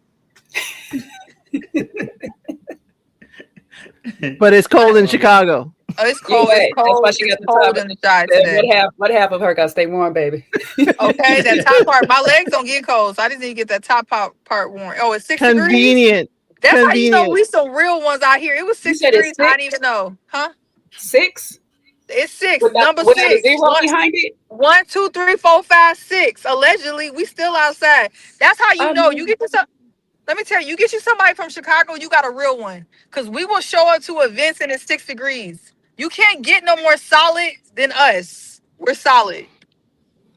Solid like an ice cube. Okay, We're you solid.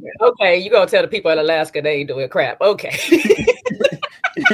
Go Chicago. They solid too, because they ain't got no sunlight. Oh my gosh. But yeah, back to Bello.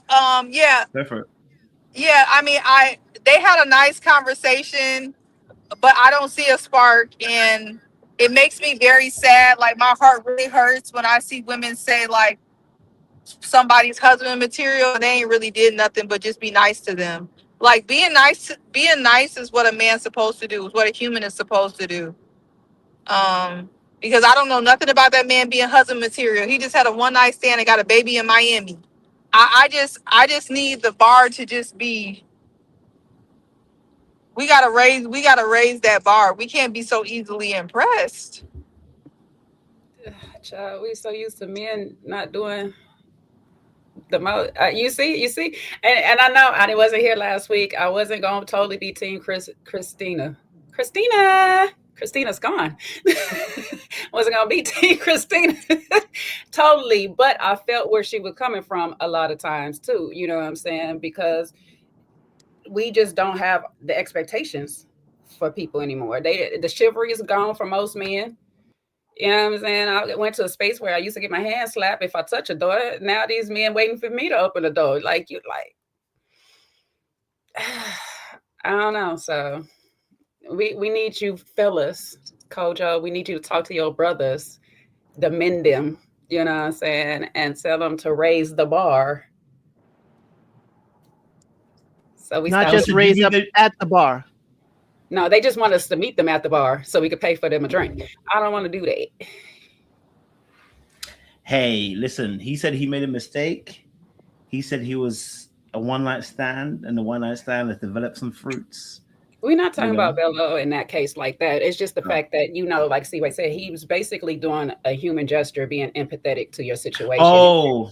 Now, husband material, looked at as husband material. Unless something else was going on and all that kind of, she said they had a lot of conversations, so it could have been. Yeah, so maybe we missed something, but it's just the edit from what was said to husband material. That's where I got lost at. But I'm sure they talked about a lot, so maybe she was referring to something else. Well, she did say he shared. She said he shared a lot about his family. So that's what they didn't show us. And it's always interesting to me as they showed us her vulnerable moment, but kept his hidden. Yeah, I wonder why. That's on for you. The editing throws so many things off, and it makes it hard for us to really kind of evaluate the show and the interactions, because you already know you got to leave room for the fact that there's always a lot of stuff missing. And his run-up moment, it was probably something that was already shared already, so they're not going to replay it if he talked about the kid again or whatnot. So that's fair. Yeah. If it was about the kid again, then there's no point sharing it twice, which makes sense in that particular aspect as well. So that definitely makes sense. I mean, listen, hey, look, I get what you're saying as well. I think but we don't know what happened after the scene or before it. So, but yeah, I do understand that there can be sometimes, if someone's just someone doing a bare minimum of being kind is not the bar we're saying that someone should be husband material. That's the point we're making. I can understand that. We're saying that, and that's why it's also important to have spent some time on self, to be able to work out some of these kinks, because sometimes, if you haven't been able to share some of the deeper things that have happened to you, right? I'm not saying everything, but I'm saying to you, if you've not been able to be as vulnerable with people, and you find someone who is vulnerable, it can look like, oh, this could be the right person for me, and it could, but discernment may be a little bit. Discernment might be a little bit skewed because that person could just be being kind. You know what I'm saying? It's a bit like when men look at women and the woman's just being nice and kind, and he thinks himself, she's flirting with me. It's like, you know what I mean? It can easily be missed. It's like, she isn't flirting with you, sir. She's just being kind. Okay. All right. So I think that's the same thing as well. I think this is also very important for everybody to deal with, that you do spend time working through some of the issues you have. Speak to other people, to be able to share some of your truths. Hopefully she's doing that with friends as well, because that's a really good way to help foster that vulnerability in a safer environment, because you know who they are. And that means that when you are sharing some of those truths, it's not so deep. Because obviously that thing, if it's happened 3 years ago, I'm wondering how long she's been in the therapy for. Because it happened 3 years ago, and I'm wondering if she was in therapy 3 years ago, or just recently got into therapy and now dealing with it, which means probably right now she might be in a very vulnerable state, which is going to make it more difficult to really discern who's supposed to be. I wonder who it is in her life. Yeah, we wasn't sure if it was a family member or an ex. Now I'm confused, because I'm like, did the therapy start 3 years ago? Because I thought that's what I heard. Therapy started. That's what I heard, but maybe I was wrong and the incident happened 3 years ago. Now I'm gonna have to rewatch it. Y'all know. And maybe I'm just, I'm not gonna say it actually. Maybe. Exercise restraint is good. You know what I mean? So yeah, many questions That means It depends. It depends on who it is. You know what I'm saying? Because I feel like if it's your mama or your dad or somebody like, you know what I mean, going through all of that, that could be really traumatic. So I wonder who it is in her life. Well, since we're talking about vulnerability, you know, Vince had a conversation with Nicole, and they were talking about, well, trying to get vulnerable. And you know, they spoke about kids. She spoke about how she, you know, didn't realize about having kids, and now she wants to have kids. So we'll play a little clip for you guys. Let me put the sound up. I think I do want kids. I just am scared of being a bad parent or a bad mother or failing at something. All right, so Nicole and obviously Vince, we will leave obviously Nicole and Ed till later. I will bring it back to them, so don't worry. I know that's probably the bigger conversation. But Vince and Nicole, how did you see their conversation? Again, it was about vulnerability. This whole week was about vulnerability. How do we see their conversation unfolding? What did you notice? What did you pick up from that particular conversation in that space? What do we pick up?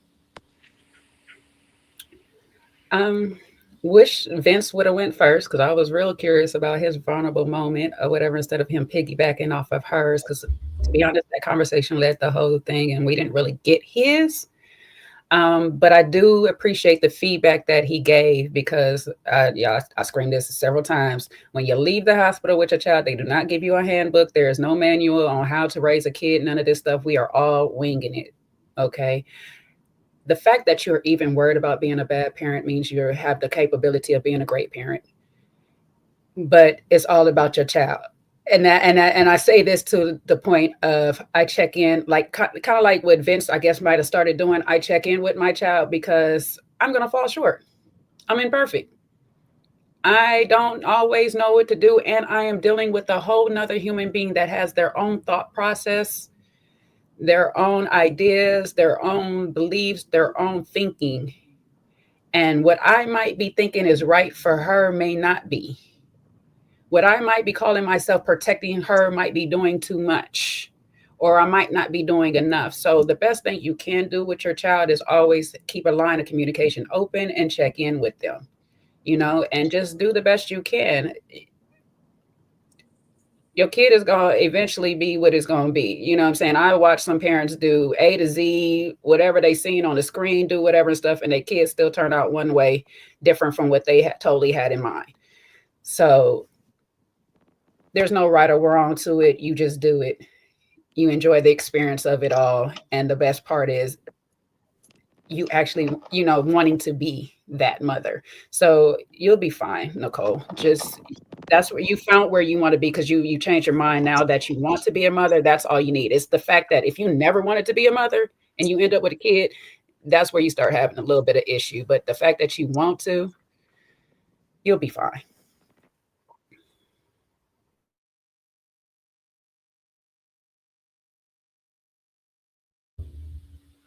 See where else did? Is my sound messed up? Getting a little choppy. Yeah, it's the background. Is it so choppy? Yeah. Can you hear us? I'm gonna go back out. Okay.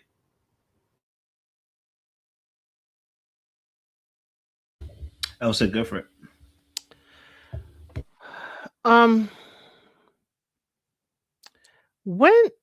When did Nicole have these thoughts? Because if she is still hyping on Ed, was she just holding out to have his babies? When did this reveal that now we want to be a mother happen, that Ed is back on the block and he's available? Because I didn't really believe it. I'm sorry. I didn't believe the whole now I want to have babies. So, Nicole, I'm glad you are open to the feeling of having, you know, a child of your own. Okay, I'm glad you're open to being a mother. That is something not to be taken lightly at all. So if you have come to this realization now in your mid-30s, then I'm thinking that you did, you know, think about it quite strongly. But The way you're moving with Ed,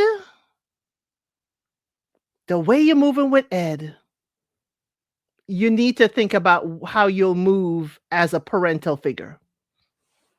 And that's just on that.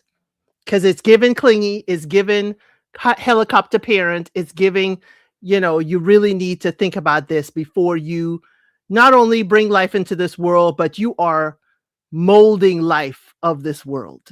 So I don't really believe it, but power to her if she's come to the decision that she wishes to be a mother in the future. I think. Is this better, Kojo? Or no? Yeah, actually is. Go for it. Wait, it's still catching you. Wait, hold on. What about now? Good.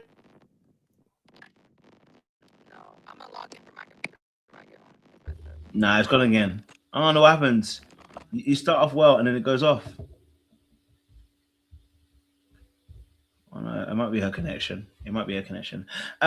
But yeah, no. I think with Nicole and the kid situation, I can understand. Some people have had a bad parent, and usually that bad parent, from what I've observed, that may be stereotypical, it's usually the mom. So either something's happened with the mom, because again, as a woman, you're seeing your mom and you're going to be a mom. You're not going to be a dad. You're going to be a mom.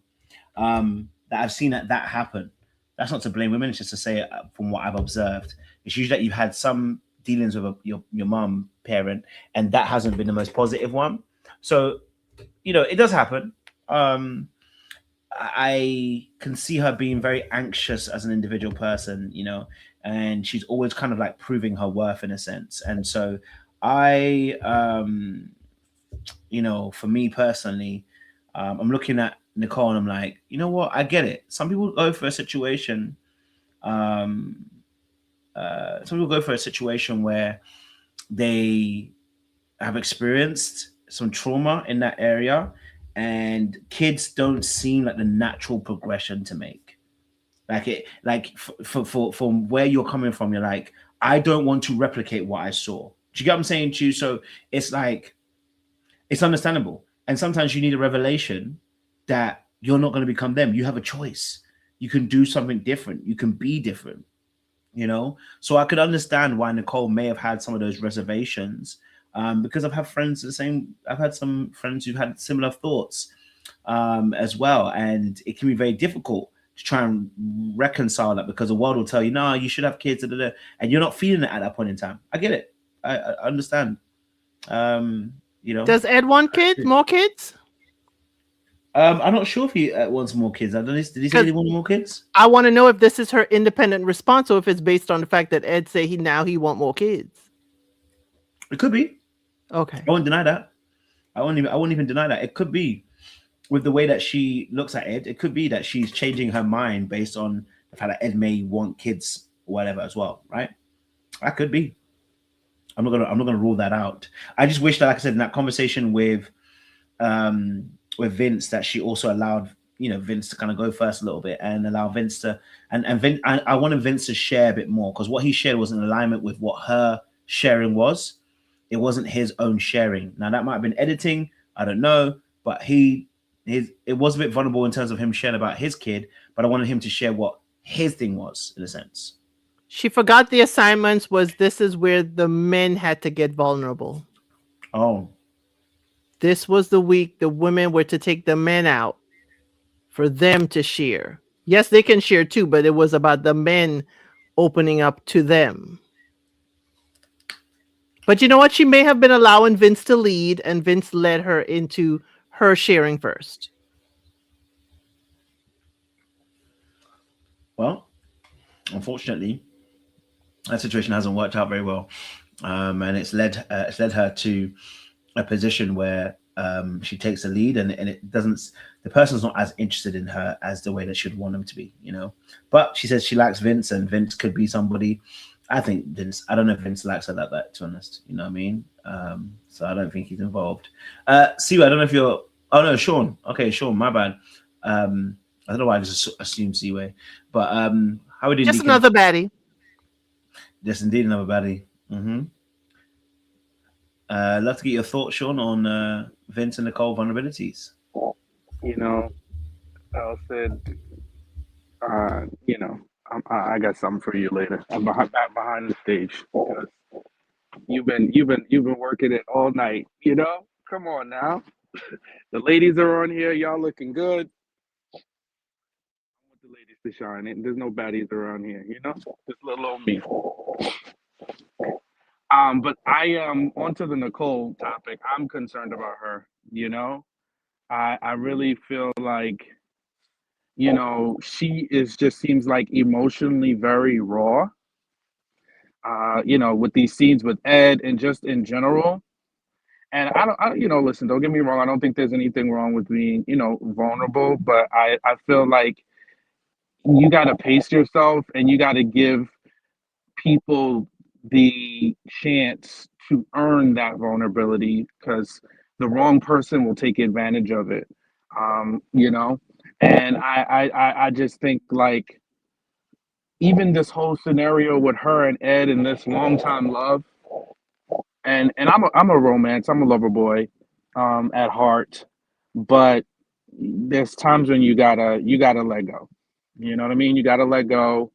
You gotta actually give room for the person to show up as they are versus who you want them to be or who you thought they were.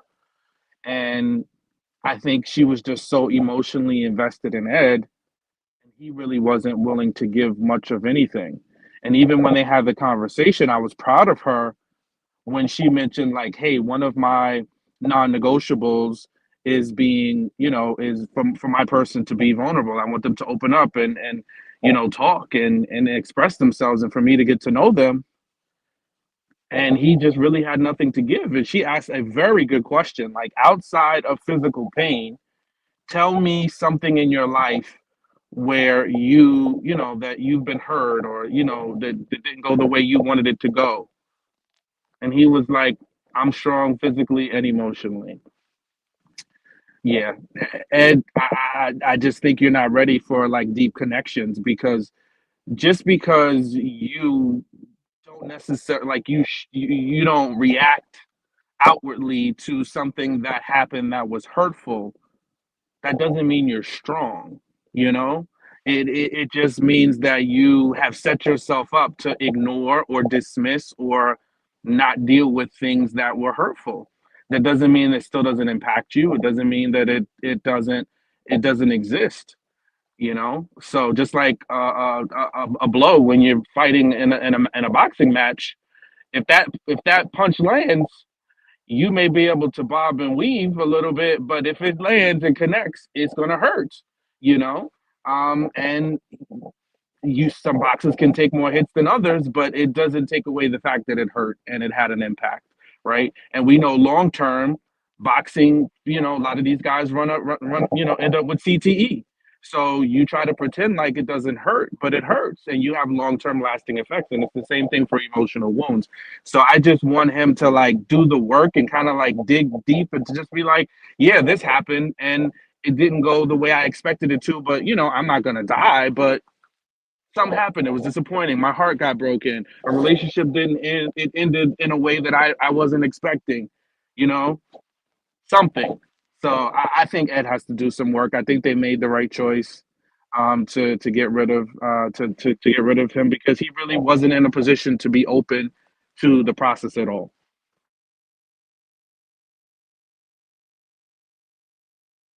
Well, thank you very much for that, Sean. Good expulsion. You know, you've moved us into Ed, so we've had a smooth transition.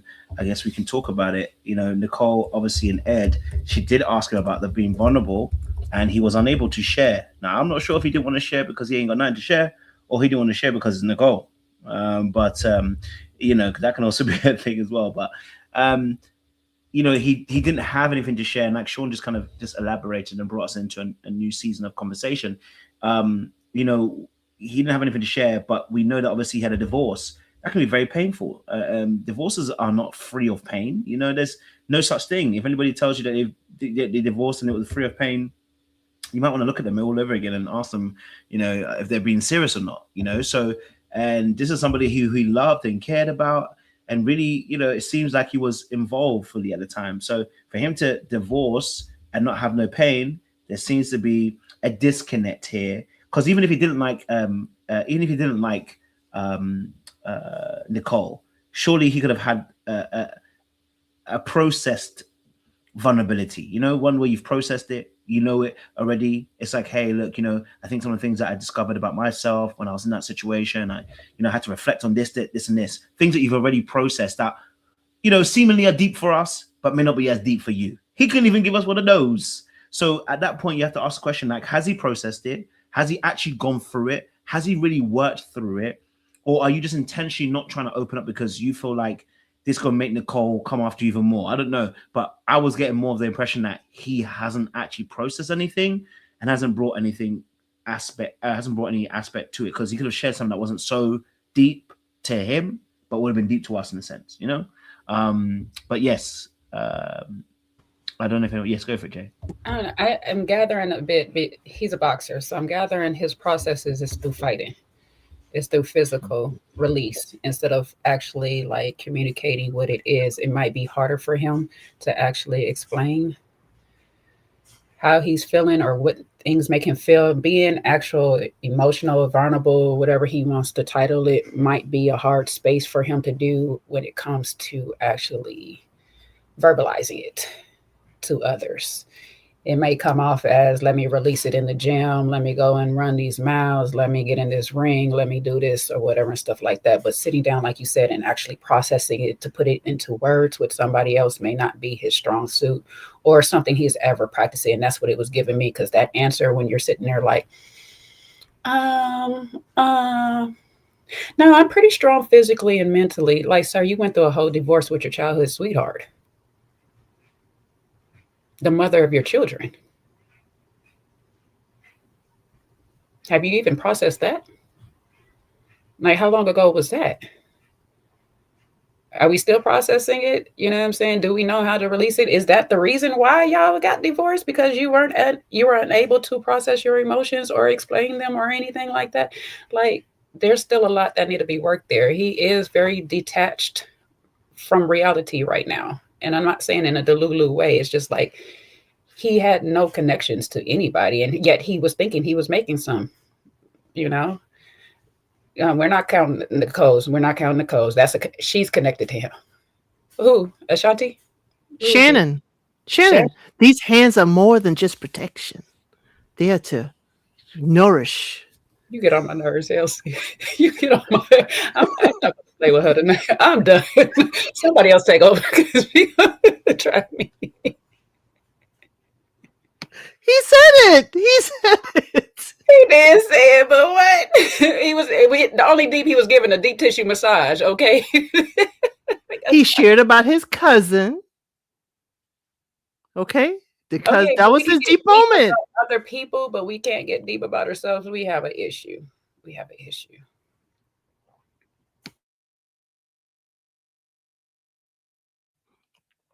So I agree that maybe it's because it's Nicole. I think if Ed shares anything about himself and opens up, it's going to be stage 10 clinger. She already clinging to 15 years ago. I can't give her anything. If I give her even a crumb right now, it's going to be like 10? We go, huh? She ain't already stage 10? Shoot. Well, maybe she stage 15. She is clinging, and clinging to what we don't know. But Ed has been given nothing. We have seen, as I said, the only time I saw him be open to someone is with Shannon at that party, talking like that. I have not heard Ed share much with anybody else. Then she keeps saying, he looked good. He looked good. He looked good. Ed already saw she's infatuated by how he looks. That's it. And if this was a man, if we flip this around and Nicole, you look good. You look good. I just want to be with you. You look good. We would be, kind of like roasting him just a bit. But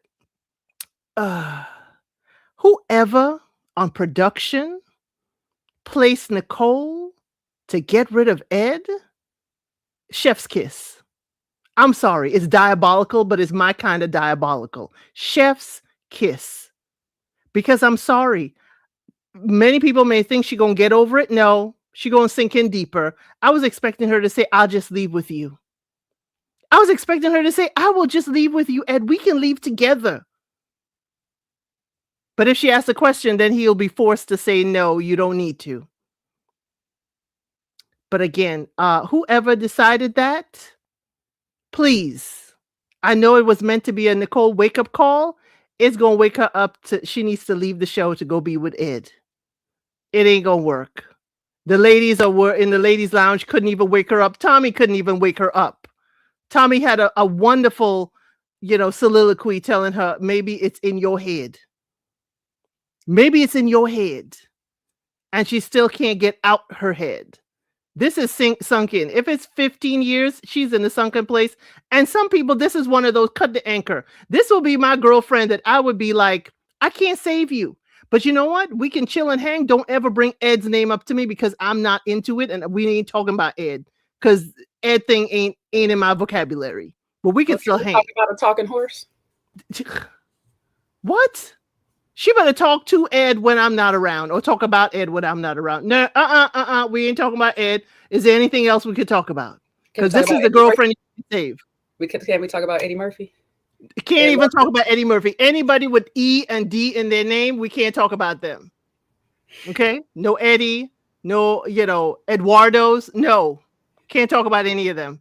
And if you go find yourself a boyfriend with a name similar, we can't even go there. No, you're just trying to make up so you could say Ed all the time.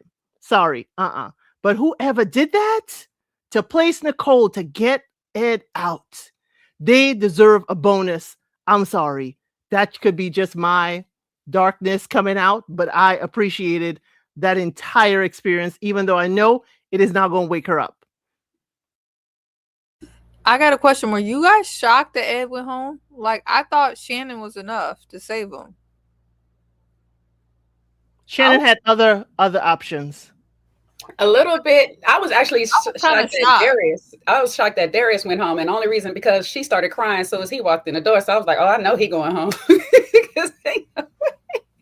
I thought Ed and Shannon were like, I thought they had something. No? Not really? They had some hand moments. I thought they had some. Little Birdman hand rub. I don't know. Look, I'm trying not to even comment on this topic because these lover girls like Nicole who live in the land of delusion, I am not the right audience. I can't relate. I don't understand. I will never understand. If a man even look like he winking like he don't like me, it's the end of it. I don't understand that level of delusion. I don't understand her walking away from the table acting like he broke up with her, talking about I can't take this anymore, and outside crying and kept screaming, "I'm sorry." What did you, ma'am? That's scary. Yeah, you act like you sent him to his unaliving, like this is Squid Games, and you ain't never about to see this man. You can call this man, you can call this man after the show. You can stalk him all you want, sis. I'm terrified. And if I'm Ed, I would be terrified. That's why Ed was puzzled. Like, I know what people was looking at Ed while he just sat there and looked. He like, I don't know what to do because I can't cuddle her. I can't touch her right now because she might get the wrong impression about me holding her right now. You got to be careful. She gonna follow him home, Jay? Nah, he was holding her. That was the most intimate hug. They were pelvis to pelvis. That last shot. He definitely was holding her tight. She had her head on his chest. He was giving some comfort there. Of course, she turned her full body to the man. Yeah. She was acting like that looked like we got finished business. We got unfinished business. That's what that looked like. She acting like she was being eliminated. That's what I'm saying. He's acting like they done did the do, and now he's leaving and we can't do it no more. That's how she's acting. Well, that leaving ain't never stopped that. Exactly. But I got an unpopular opinion. Oh, what? Because I kind of been a Nicole in my younger years, especially in college. That was before or after you was playing with these. We know. Okay, let me just finish my story before y'all try to. So, I broke up with somebody, and I think this was what she needed because she was also vocal in the lounge about his lack of vulnerability, and I think this was the reckoning for her, and that's why it was overly emotional because it was the ending of the dream, and I think that's why it was so important for her to be the one to do the eliminating so that she could be the one to let it go. And I'll never forget, I think I was a freshman. No, I was a sophomore in college.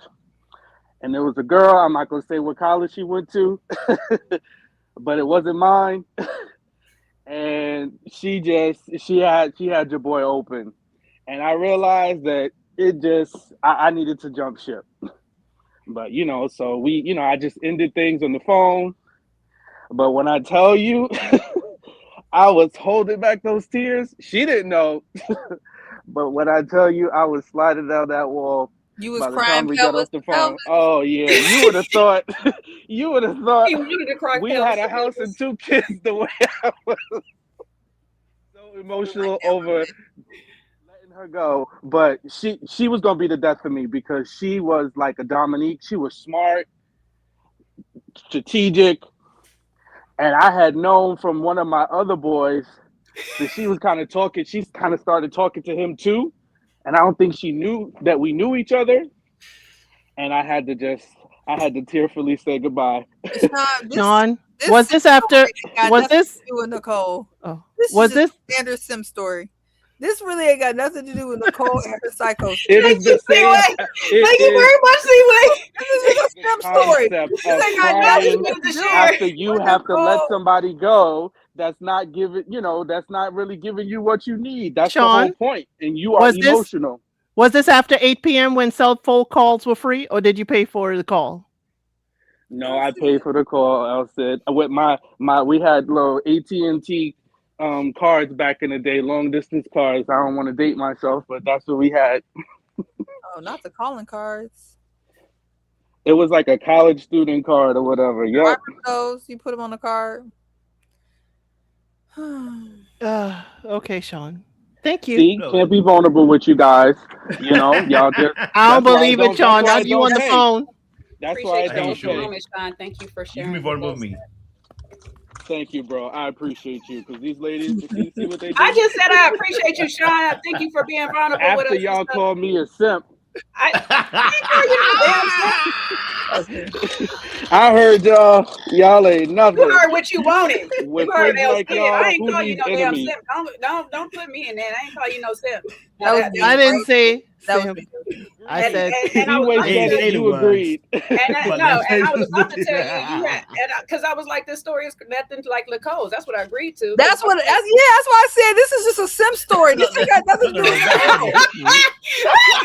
And she said it again. And she said it again. They gaslighting you, bro. I didn't hear her say that part. I just heard the part that's nothing like Nicole. You wasn't listening to the whole thing where she just, she dusted me up. See? You just was ready to agree. Didn't know she was dusting me up.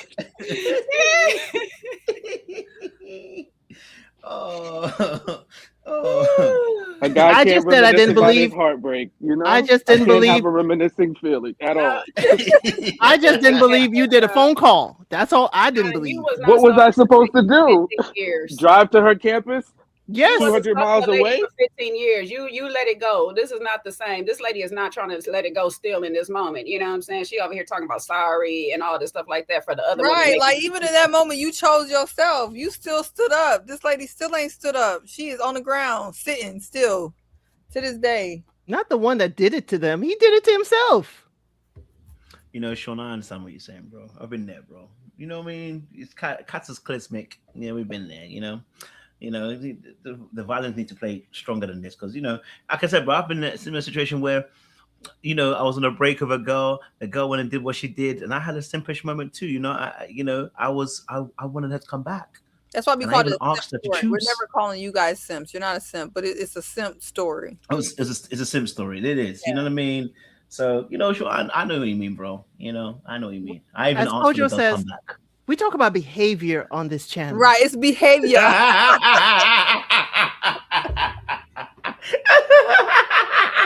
We never call it your name. I'm not finna play with none of y'all. And Elsie's behavior is that men cannot be vulnerable around her. It's diabolical and problematic straight out the gate.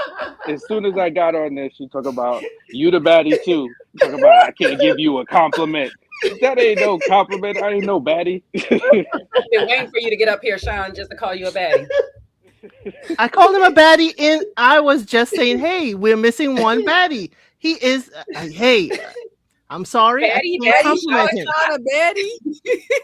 Yeah, she called Shot a baddie in the chat. He was like all these baddies on the panel tonight, and then she gonna say we misses you, Sean. Oh, she cutting up early. You know, Elsa, she gonna hit you with something, and then she gonna be like, "What? What I do? I cannot." Then she gonna add a gaslight. She gonna insult you and throw a gaslight on top of it. What? I can't give you a compliment now. What? Exactly. This is where we are today. 2025. You can't give me. That's double standards, right? This is a double standard right here. Right. Where Easton at when you need him so he could talk about all the double standards? Oh, women. Somebody call him up. Just trying to give you a little compliment. No, he want to be oppressed so bad. Go ahead, somebody call him. Right, because again, you know, gentlemen, we hardly ever say how handsome you look. Okay, so I was just trying to say it this evening, but that's okay, Sean. I'm gonna take a baddie out of the shot. I'm gonna dust it up, Sean. If you want us to, you want me to stop complimenting, I will. I like how Elsie groups us all in the we don't give the men. Yeah, in the email. Collecting witnesses and people to make her case. As per our last email, and it's our last email. It's like we weren't even involved in this. We didn't even see the last email. What? Now I only CC you on this email. Get carbon copied into it. It's like, oh, okay. My bad. But yeah, no. Sorry, we're talking about Ed and obviously Nicole. And why I asked earlier on, I said, is it? Have you guys ever had a situation where you have thought about someone with such intensity? Maybe not such intensity, but like 15 years later, 10 years later, have you thought about someone and thought to yourself, like, imagine if I was, see what you can't answer that question. You married because we don't want no trouble for you. But the rest of us. But I ain't been married my whole life. I wasn't married my whole life. True that. I just didn't want no trouble for nobody. You know what I mean? No. But yeah, no. I don't know if anyone has thought of that because I couldn't think of a moment where I thought to myself like, oh my god, 10 years later, I'm like, I've been thinking about them. Do you know what I mean? Or like they were my crush. Like if someone was my crush then, they're no longer my crush now. Like I don't know. Maybe it's just me. I don't know if anyone else. Maybe it's just me. I don't know. Anyone else have a crush that's 10 years old or something like that? I don't spend a block. There's no seconds. No seconds unless it's food on a plate. So, no.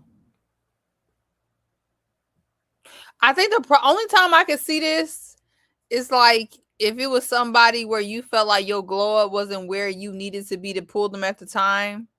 But you like, okay, I'm glowed up now. Let me see. I think that's Nicole's problem.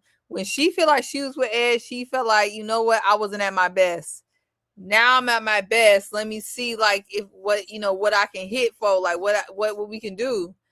The problem is, I feel like for Ed, it's not just about the external. There was also maybe an internal that he just didn't find interesting then, and he don't find interesting now, and that's what she's not really getting. It's not about she's pretty, like she's super pretty now. If she was as thirsty now as she was before, he probably still don't like her. What I'm confused about is because he basically been with the same chick, so he say, since. I'm trying to figure out what type of energy was he giving off for her to not know that he was in a whole relationship, and that's part of the reason that he wasn't paying her no attention, if that's the case, while she was still crushing on this man to this day. Like, so, like, if a man have that's a whole nother problem, Jay. Now you touching on something else. Yeah, that's a whole. Because after a while, that lust for me when you got a girl and it's like you're not moving from that post. Okay, I'll let you be. All that dies down for me. Now, maybe seeing you some years later or something like that in a whole different time, I might be like, okay, but I'm still like, is you still with that lady? Because you wasn't going nowhere, and I'm not putting too much in it. I don't know. I don't have that type of patience. I know there's some people in this world that will be friend zone themselves for years until they get you. I just don't have it in me. I don't know. I'm so confused though, because I'd have been checked out for Ed. As soon as he be like, I got a girl and I ain't going nowhere. All right, cool. Bye. Bye bye. I think that's why I think that's why I was looking. And I was like, I wonder what kept that crush going for so long. Do you know what I mean? I wonder what kept it going on for so long. Were they in contact, or is it something that she just in her fantasy land? Like, you know what I mean? Like, what kept her in that space for so long? It's interesting. I mean, maybe if she ever did an interview, she'll be able to tell us what kept that crush going on so long, or whether the show are also editing it in a way to kind of push that narrative more. But it's just the way that obviously, even I think nephew Tommy, kind of mentioned it, didn't he? Didn't he not mention it? When he's like, dude, yeah, because he's like, I like him, you know, that's my connection. But he had to ask her, do he like you back though? Like, and you're like, maybe. And then another girl has to step in and tell you, excuse me, not another girl, but another woman has to step in and tell you, girl, we're not working off of maybes up in here. So what are we doing? Like, if I can see having a crush on somebody and they might have a little something and they had somebody back in the day, but that person would tell you like, hey, I know I had somebody back then, but you know, I was checking you out. Let's see what we can do with this. He ain't even trying to do that with her. It was just, you know, that's a girl I knew back in school. She was cool. We was homies. You know what I'm saying? He didn't even mention I had a girl at the time like that in that sentence. It was just like, we was cool. Yeah, this would be a good interview for you, Kojo. So hopefully I would love to hear, you know, just to understand. I'm confused. Personally, I think he's still hung up on his ex-wife, to be honest with you. Probably is, yeah. He probably is. Yeah, he didn't seem like he was very interested in anybody, but who he did seem most interested in was Shannon, because I feel like Shannon would have been more of a challenge for him. She kind of has that allure, something to chase after. He seemed more interested in her.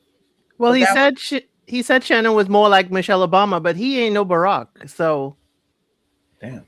I don't know if y'all talked about this earlier before I came on, but they're in the digital exclusive. He did say he was starting to warm up to Nicole, you know, and starting to like her.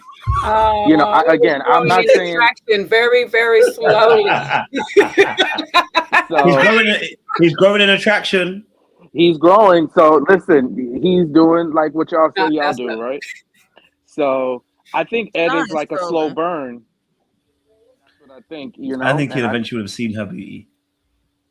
If it take all that, I don't want it. He's not a. Oh, so now y'all know what we talking about. You don't want right? it? Not from a man. You don't want me to That's not how that works. And then you don't want it? Nope. Not after 15 years. You want it? No, not what we say we want it when we tell you we want a man that likes us a little bit more. 15 years a slave, I wouldn't have you to sign up for that either. No. Yeah, I mean, I guess I see it a little differently because, and again, I'm not taking away from the delusion of it all. I'm just saying it depends on their, like, in college campuses, you can sometimes know somebody, but you don't really like know them, you know? So depending on the school, depending on the setup, he might have been like somebody that she just admired and they knew mutual people, but weren't really like friends. So even worse, Sean, that means you have created the entire fairy tale land from scraps.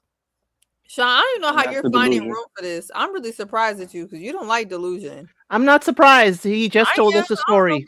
He just told us. Seaway, we were listening. Elle said, I need you to, now you went from calling me a baddie to now you just assassinate my character now. Now I wasn't out I'm here telling you, I was creating listening to you, Sean. delusions. I was listening. There was no delusion. We had a situation going on. So it wasn't in my head. We was talking. And I had to end it because I saw where it was going. There's a big difference than me creating a whole fantasy. Look.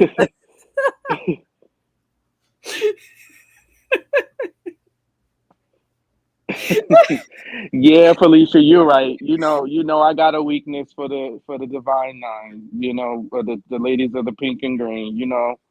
They That's very true. definitely, they're gonna get a little grace from me. So I'm never mad at I'll it. admit it. We defend that. I hear it. Mm-hmm. Okay. Any other last thoughts on Eden and and Ed and Nicole before we move it on? Are we tripping tonight, boy? No.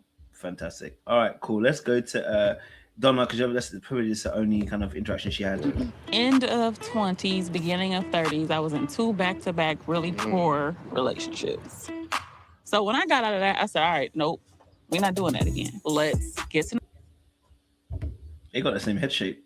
Anyway, what's your guys' thoughts on Donna and Stephen? What's our thoughts?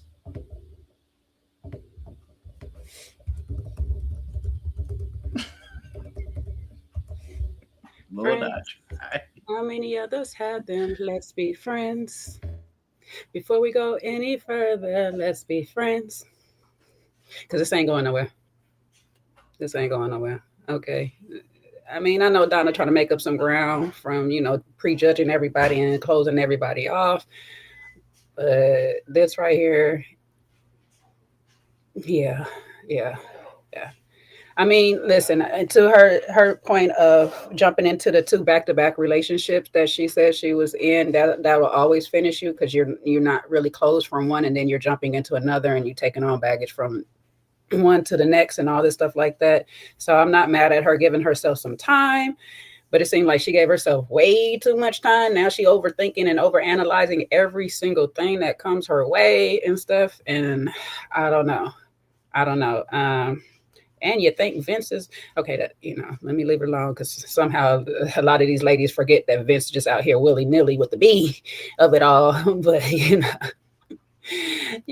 like what you like. So it is what it is. There might still be some healing that needs to be done in some places, but not too much on that lady. We're going to leave her alone. Well, Jay, on that note, Vince came through my live and said that the person who carried that pillow talk lied on him. Lied on him. Which man? Lied on what part? Lied on what part of that him? he said the B word. And why he apologized? He said he apologized. So and he said it. He said, you heard how I'm saying it. Said the person lied on him, and he handled it on camera. For a lie? Okay. Then he's slow. You're slow. Then now you're slow. You're worse. Then you calling somebody a B. You're slow now. So what do you apologize for? Somebody lied on him. Okay, but they lied that you. Is that Lauren from the show? Yes. Yeah. Oh well, then she probably saying that he ain't. Exactly. Nobody lied on that man. Come on now. Bella's interview with Crystal clarifies. Oh, there's someone. What somebody saying? Somebody's interview. Bella's interview clarifies what? Yeah, what does it clarify? Does he say it? I haven't even watched the interviews this season. I can't even lie to you. I haven't either. I haven't watched one interview. I probably should. You know how I feel about these interviews. I'm not watching them.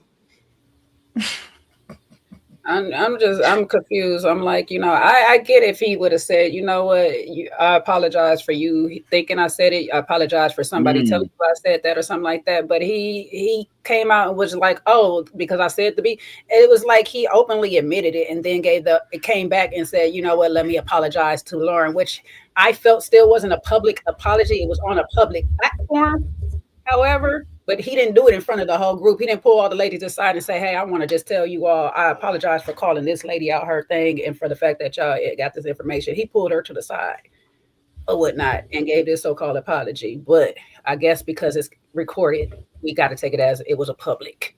First of all, can I just say, since Lauren is in here, this is the problem when someone who's as pretty as Lauren is even in the same space with that type of man. She should even be in the space with that man. What they say, he should even be smelling her sit down win. Ain't that what the people say? You should even be in a space with him.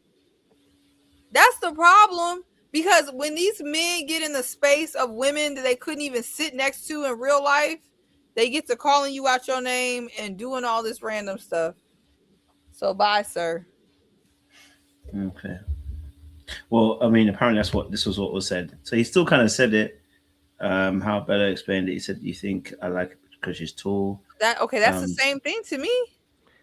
That also lends to reason if he's saying it in the men's lounge, how Tommy didn't hear it. You think I like? I guess it probably wasn't said in the men's lounge. Probably was said amongst the men, but maybe not in the men's lounge. Or if it was a men's lounge, nothing. Tommy wasn't there. Probably. Otherwise, he would have checked it. Yeah, he would have definitely said something. But I guess it was something. You know.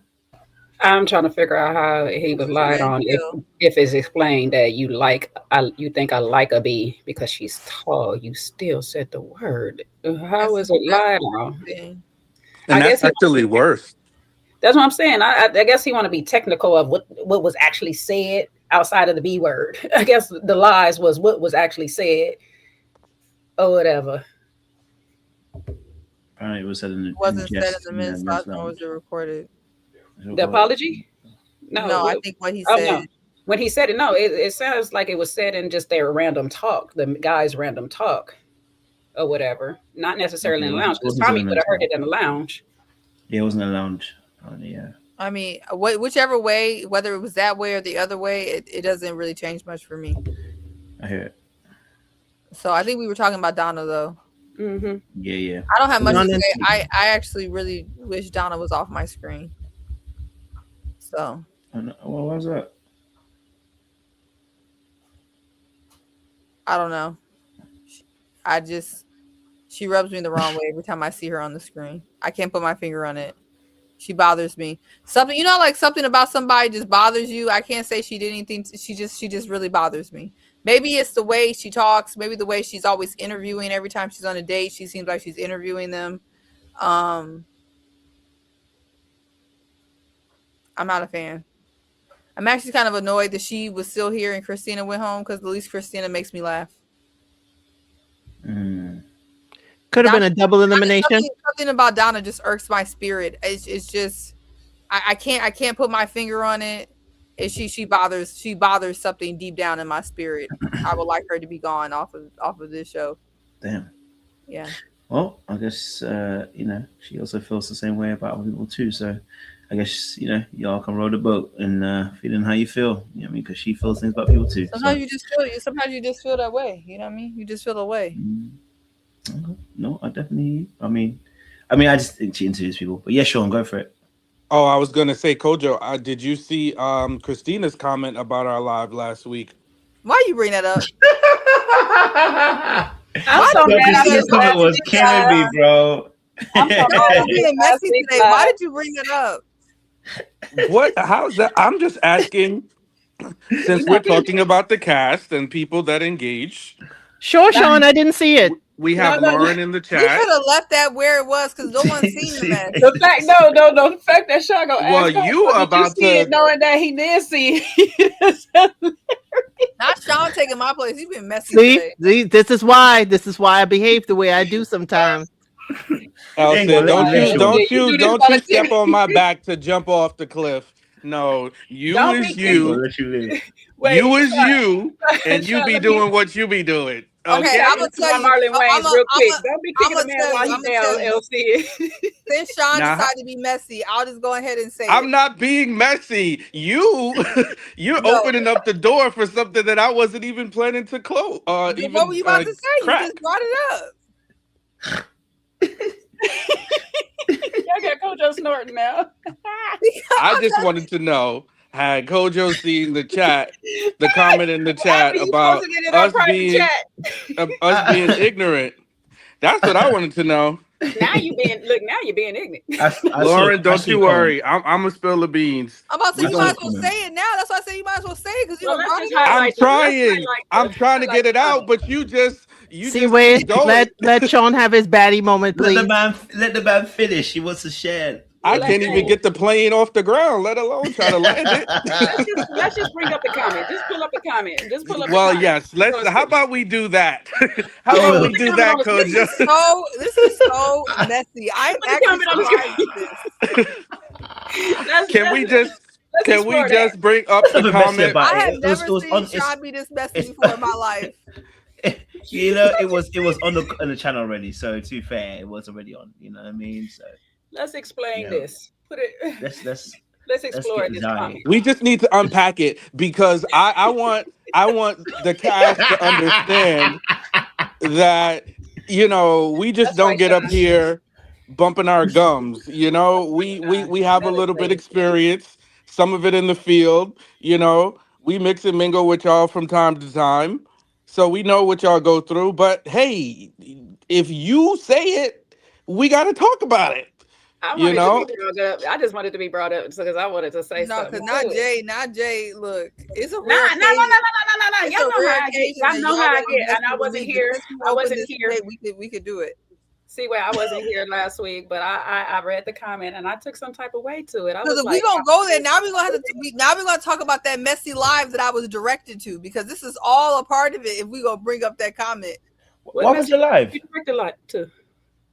Because in her comment, y'all gonna read, she directs us to this live Whoa. that they were all at. I don't know what that was Oh, is or it? where they were in Detroit. I have Yeah, no I idea. remember she said to tell y'all to go somewhere. She said check. And so I check her went. references. Check her Yeah. references.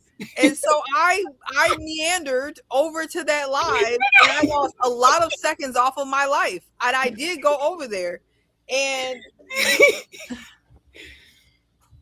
so that's a whole Mojo didn't even look at the full comment. That's how I know. I'm trying to even find which live it was on. I'm trying to find the comment. It was last week's. It was last week. Last week's one. Everything you got to do is go into our group chat because he highlighted it for us. Yeah, I definitely saw the comment. I just didn't read it all the way through. I just saw that she had commented, but I'm trying to remember where that. I'm trying to go into the comment to see if it's still there. Apparently, Lauren, I wasn't here last week, but these people up here, these other four that was here, I don't know if Elsie was here, but these other four was here. They some ignorant people. They ignorant. I wasn't here. I'm not part of the ignorant crew, but I would have been ignorant last week because I would have told her ass you was ignorant for telling them people how you over here playing in their face like that because I was ignorant. To sum it up, while we look for it, she said we were being ignorant about what we said about her whole Cash App, PayPal of it all. She said we were being ignorant. She then directs us to a live, which I think I'm the only one who went and watched, where there was supposed to be some explanation as to her PayPal Cash App requests, to which on that same live, Dominique told her she was being tacky to her face, and the rest of them said that she was being tacky as well. Exactly, because you Well, were I'm tacky for action. We're ignorant, talk about there's more to the story, and then I was directed to the source, the source that provides context. Said source, the people who were on the cast with you said you were being tacky. What was tacky to was her rubbing up on Devon's leg, and Lauren was right there across the table and That's gave a her a side look. note, Elsie. You gonna get off topic. That is not off topic with the whole Cash App situation. Devon is the one that gave her the Cash App. We find out later on Bella also sent her some money.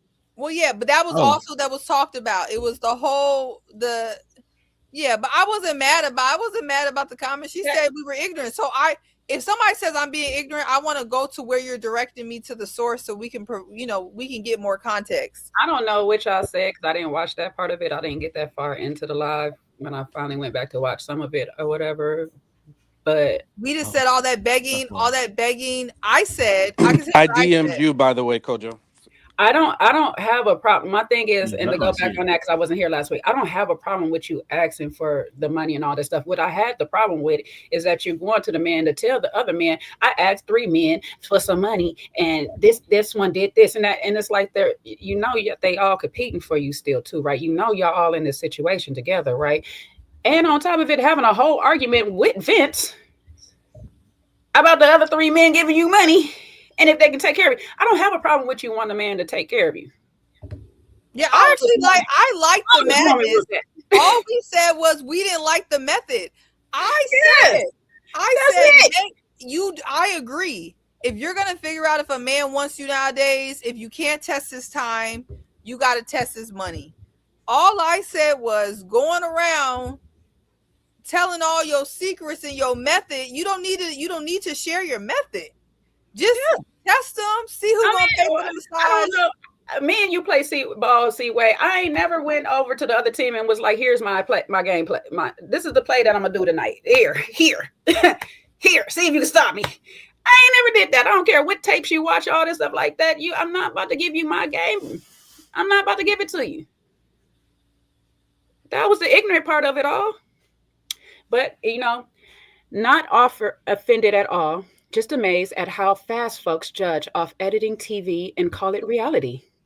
If you want the real story, go watch T in the D. Bello and Dominique chimed in for clarity and trust. The men for me will move with consideration, just like my father did for my mother from day one. The ignorance from you 4 grown people off limited info. Now that's the real comedy, but continue. We shall. Thank you for the permission. So, I had to go. I went to go watch the live. That live was chaotic. Why? Seaway. Oh, because I was at work. You knew you weren't being ignorant, so why follow her instructions? She just wanted to see how much ignorance she was. I just want to see the context. If somebody said there's more context being provided, then I don't mind going to look. But what I got from that live is even worse. I wish I didn't even go over there. And the funny part about it is one of the men that she asked for money voted her off. And then come to find out on that live, Bello said he gave her money because he didn't. He said something to the thing of he didn't want to. He was in a rock between a hard place. He didn't want to look like. Lauren said we got to ignore her. I know we do. I'm sorry. Wasn't she voted off? Yes, by Chris. Are we giving her? Why are we giving her time? She wasn't on this. She wasn't on this episode. I think she was briefly. So bye. Bye, Christina. Personally, I wish Christina was on the show. I could have. She took Bello's money with her. I wanted more. Zadia. I am so mad Christina got sent home. I wanted more episodes with her. Christina, your little Christina's gone, and she took all their money with her. Christina cracks me Now, up. I wish she was now we're gonna be ignorant. I'm gonna show you what ignorant looks like. Because I be trying to be, empathetic. You see, I'm extending grace to Nicole and trying to figure it out, piecing together stories. But now you gonna call us ignorant. We gotta talk about it. Oh well. Well, she was good for TV. She was great. Yeah, she was great. Was. For TV. Christina had me dying. I was really upset that she got sent home so early. We had more comedy that we could have got. So maybe you would have preferred a double elimination, Seaway? No, I wanted Donna to go home. Why is Donna still here? She has Vince as a connection. Her and Vince are playing.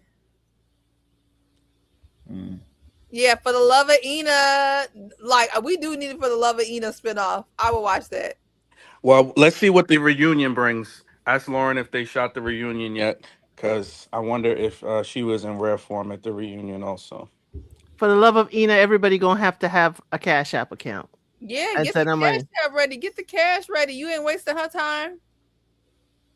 And listen, since Lauren is in the chat, I can do a little simping in person because twirl in person. I didn't say twirl. El said, see, that's what you be doing. Too much. I said the way she was, acting this particular episode, nice, soft, sweet.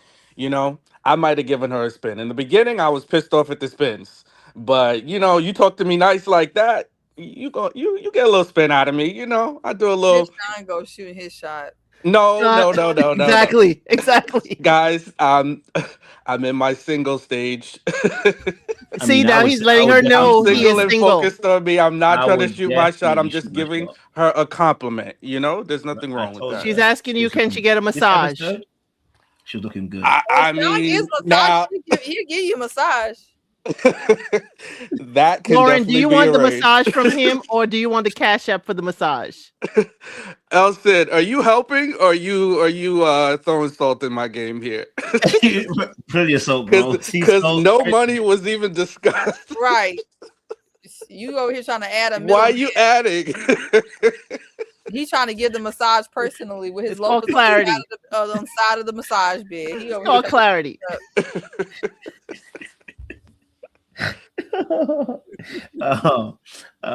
Okay, so Not 500. What's Oh my God. what kind of massages are Listen. going on here? What kind of massages are What's going on these? in Detroit? What is Now, that? Lauren, is that you paying Sean for a $500 massage that he will provide you? Damn. You need to massage my wallet at that point because $500. Yeah, if somebody paying 500 massages, I got hands too. I got y'all. That's crazy. I got some oils. John, you better get up now, sir. Lauren, I think we need to take this conversation offline because people are, they're getting in the way. We don't need this many eyes and this much attention to what. Listen, we Lord, I got going you. Look, don't worry about that, Lord. I got you for 500. I don't want to muddy the waters. I got a table. I got a massage table. Lauren, We're just getting to know each got a other. massage table. I don't want things to get, Not they misconstrued. gassing you up. Shot about tall enough. I'm crying. if Sean ain't tall enough, Jay certainly is tall enough. Okay. One of them tall Yeah, enough. Sean kind of the same height. Shout out to Lauren, man. She'd be funny. Not when you in heels, Jay. That is true. That is true. Y'all But I ain't gonna wear no heels to do a massage. That's not. Gonna be 6'3". Not for 500. Well, for 500, if they're requesting the heels, don't just we are in trouble. This has taken a turn. Quite a turn. But hey, you got. They said you gonna twirl for her. You gonna do the turn because you was. Listen, I think what happens between two grown people should stay between two grown people, whatever happens. Amen. Twirling or not. It's HIPAA. He's a masseuse. It's HIPAA. Well, Lauren, I hope you ain't giving these men the benefit of the doubt no more. No more. Don't give them the benefit of the doubt no more. They don't deserve it. No, Whatever don't they worry said about they did. Sean is very responsible. They don't deserve it. Beast. So yes, love that. Okay. Okay, okay, cool. Well, obviously there was a conversation here between. I want to know your thoughts because I thought this was kind of wild. Situation. Probably about 4 or 5 months ago, where I actually fell in love with somebody really, really fast, and they just ghosted me. It was like. But you felt like that was love at first sight. Oh yeah, and when that happened, it was just like, damn. When Chris told me he Yeah, I ain't gonna lie to you. Ashley was looking at him like he was a B. I ain't gonna lie to you. She looked at him like he was a B, and then her confession sounded like she wanted to call him a little B. Okay, that's what it sounded like. It felt like she wanted to call that out of her. But I want to know what you guys' thoughts are in that space because obviously he talked about I thought he was being vulnerable. I thought he was being very vulnerable, saying, "Hey, I got hurt in the past. I had a situation where I fell in love a bit too quickly." I thought that was a bit of a vulnerable statement. What's wrong with that? What's wrong with him? What is wrong with him though? What's wrong with Chris? He's a fast faller. No. What's wrong with him for real? What's going on with him? What do you mean? No, didn't you hear he told his story? Chris thinks he's become handsome. Ugly before. Yeah, he had and I guess what they call it, an ugly duckling phase. Do he got a dangly earring? Can we pull him back up? Oh Lord. Did he got a dangly earring or did he got them bead bracelets? I'm trying to see something. Fell in love with that woman. I definitely listened, but I cannot stand no bead bracelets, no dangly earring. He's pretty solid. But she did say this. A man with a bruised ego. At the end of basically what she wanted to say is I can't stand a man that's a little bitch. That's what she's trying to say. I know she's trying to put it politely, but I can't stand a man with a bruised ego. What she's trying to say is I can't stand a man that's a little bit. That's he got a hoop? He got a hoop earring? Yeah. Oh, that's enough. Okay. Someone said he got a nose ring. You got the nose. He got a nose ring and the hoop earring? Yeah. That's enough. Okay.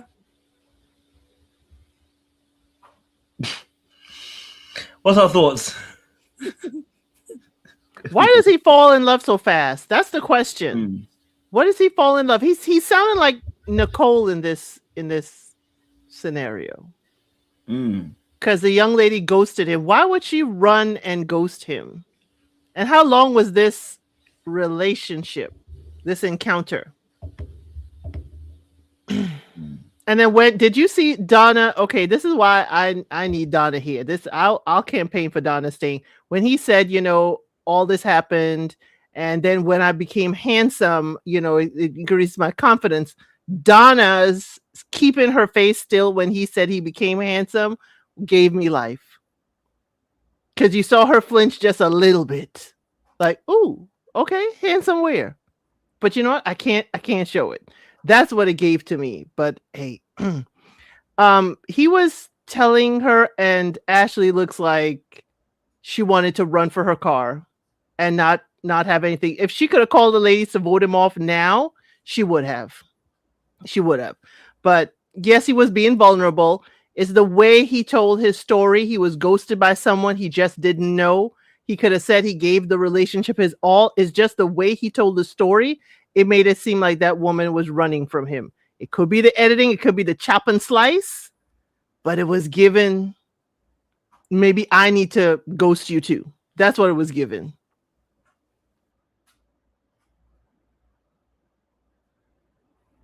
Y'all sitting up here really trying to act like y'all know what's wrong with Chris got me weak. But you know what? It's not finna be me every time on this panel. So we already know what's going on.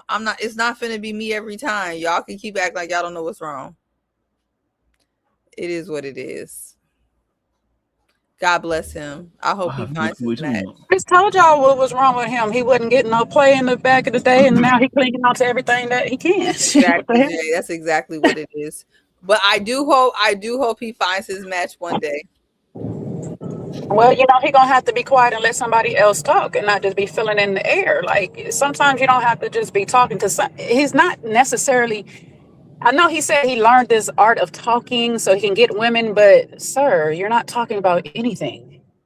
You're just talking. Because he's not interested in a single woman on that show. He's told y'all that 5 billion times. Yeah, when you tell us that you got a top 5 out of 6. Okay.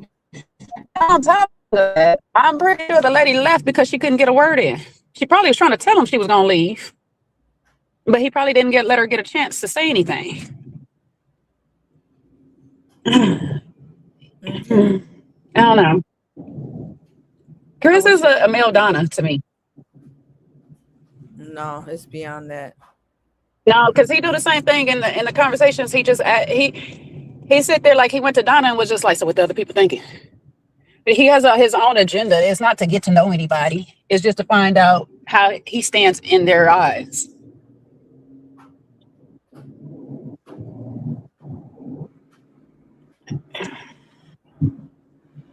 I mean, I feel like he have a better chance in the conversation to cook his way into a woman's heart.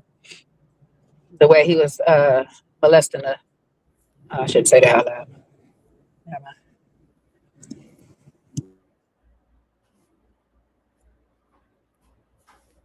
Any other thoughts on this?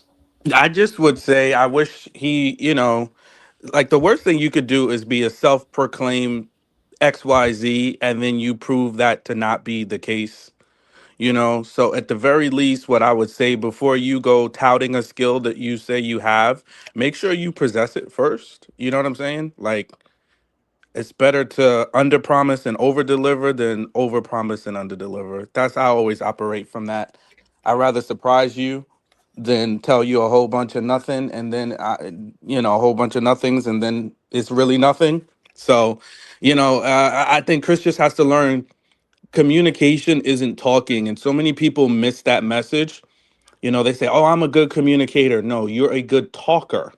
You talk a lot. Communication is two-way dialogue where you are not only paying attention to what you're saying, your body language, how you're communicating, but also the other person to which you are talking to. So that's the part about being effective at communicating. So I think he got to step 1.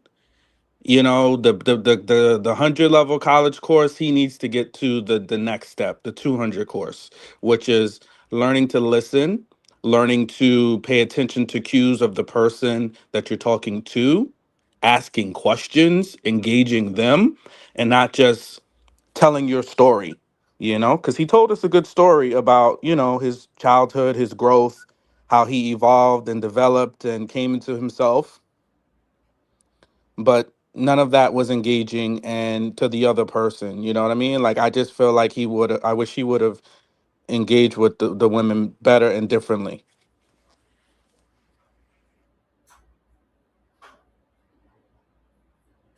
Definitely hear that as well. Definitely hear that as well. Okay. Let's move on then. Because we already spoke about that. What do we feel about obviously Dominique and Cardi? They had their situation. Getting cozy. Looking amazing. Good. You look side nice. Hugs you smell crazy. Good. Yeah, you always smell great. Thank you. This week, One way I know that I'm not in with any woman is a side hug, baby. You get a side hug like that where you have to put your hip into her body. Ooh, that's a church hug. Mm.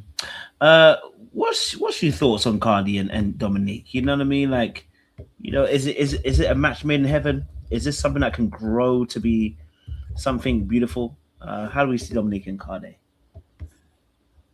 No spark. Mm. They don't bring out the best in each other. They look. Dominique is kind of like Bello. Is that how you say his name? They both can talk to anybody. So like, I don't think we're ever gonna see a bad date with Dom in it or a bad date in Bello in it. They can talk to anybody. They can kind of like make a conversation work with anybody. That doesn't mean that it's like a good spark. She could put on her with her charm. She could do that with anybody, but no, I don't see it. Totally hear that. Sid, what are your thoughts? He doesn't even realize that he's so far out to sea that he could be drowning. She is so out of his, stratosphere, not even league. And I could see that he is just falling further and further and further. And I'm like, oh, okay, this is what happens to the sailors as they drift too close to shore. This is way out of his league. And here he is again. Here's another man. At least Cardi didn't lean in for a kiss like Devin did. But Cardi was hopeful that there would be a kiss involved. Yeah, again, Dominique, the game is meant to be played. I have no problem with your gameplay. You're going to make sure that you have enough votes to stay there. I have no problem with how you play in the game. They are creating a fantasy in their mind. And you're like, okay. You're just going to let them continue to believe that they have a chance with you because it is the Delulu. Yeah, Dominique's playing that game.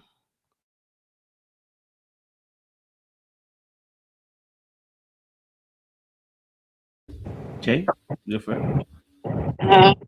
Dominique is a siren, so it is what it is. Like you used the metaphor already. They playing too close to shore. Like, nah, she leading these men off to their intimate doom or whatever. Cardi, you just be prepared that you might be used as a casualty of war when it starts to get a little heated between Dom and Bello.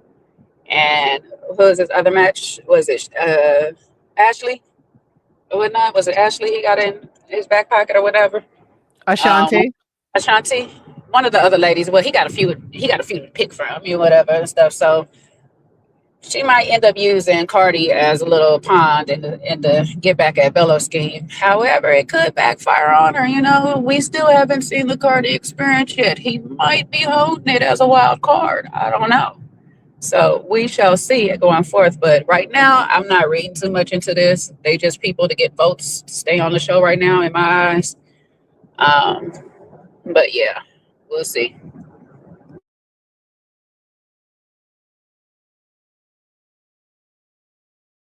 Sean? I don't have too many thoughts. I think they're both playing the game or, going through this process as they should. So I'll reserve full assessment on, as to see if this actually progress and takes off to anything. Right now, I think they're both just like, hey, let's keep our options open. In order to hang around, we gotta make as many connections as possible. And I think, even in their interaction, they were just talking about how, I guess Cardi mentioned obviously he acknowledged she's beautiful, but and then I think Dominique is kind of like, oh, somebody else outside of Bello that could be an option for me that perhaps she hadn't considered. Now, will she fully consider him? I don't know. I don't know. I'm just glad he didn't do what Devin did and try to go in for that kiss, because then it could have been it could have been a not so good moment if she dubbed him.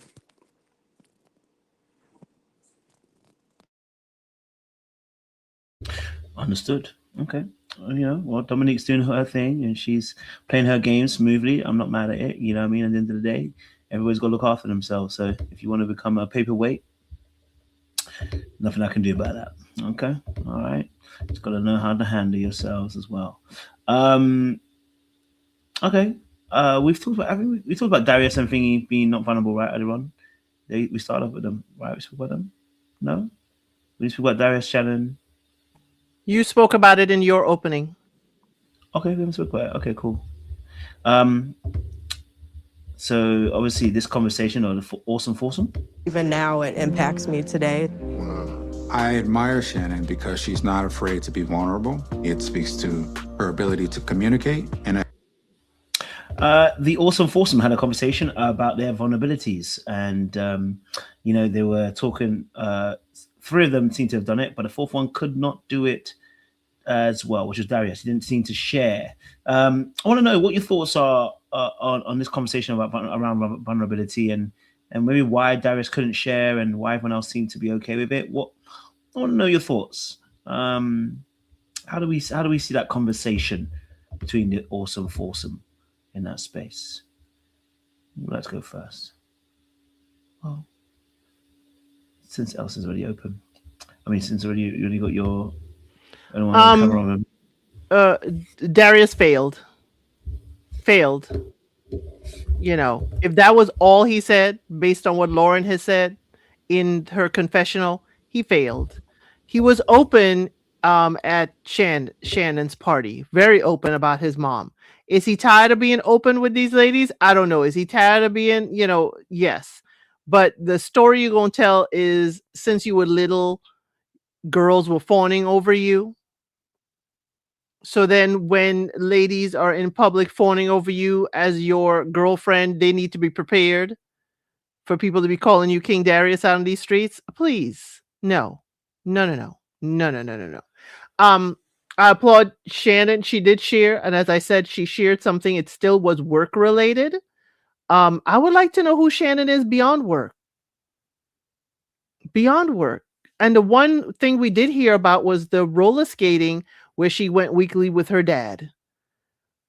I just would like to know something beyond associated with work. Okay. Tyra's World, lay off your man. Okay. He failed. He could be your man still, but he failed the assignment. Devin did share. I appreciated him share. I looked at his word choice. My dad didn't get along with my mom. Not that my parents didn't get along. That's why I said earlier that I think he chose probably mom's side. Maybe that's what's insinuating. Like you, Coach, I can't remember what Lauren shared, if she shared, and that doesn't bode well. Apparently, she shared about her parents. I think apparently said that she shared about her parents divorcing, but I don't remember it happening. So yeah, it must have been something. Right. She did share about her parents divorcing. That's how we got into Devon talking about his parents. And Darius making a statement of saying that I seen her in new light. I didn't realize she was strong or whatever and stuff, whatever he said, whatever the crap. But I'm saying it didn't resonate. It didn't leave a mark. I didn't pay attention to it and kept it in mind, is what I'm saying. It was unfortunately forgettable in the whole moment of everything going I didn't around. forget it. I know, Sean, you're letting her know that you have clasped onto every word that she said that evening. I'm sure. Okay. Don't worry. I see how tight the cape is. Don't worry. We all see it. So yes, it was memorable for me, at least in the scheme of everybody else in their sharing. So, but I would have loved to have seen Shannon's conversation with Devin after Darius and Lauren left. I think that was probably a good good conversation, because we always see them nerd out a little bit when they are together and having conversations. But okay. But yes, it was definitely Darius failed the assignment, and yet he failed the assignment and he still got to skate on by. Okay.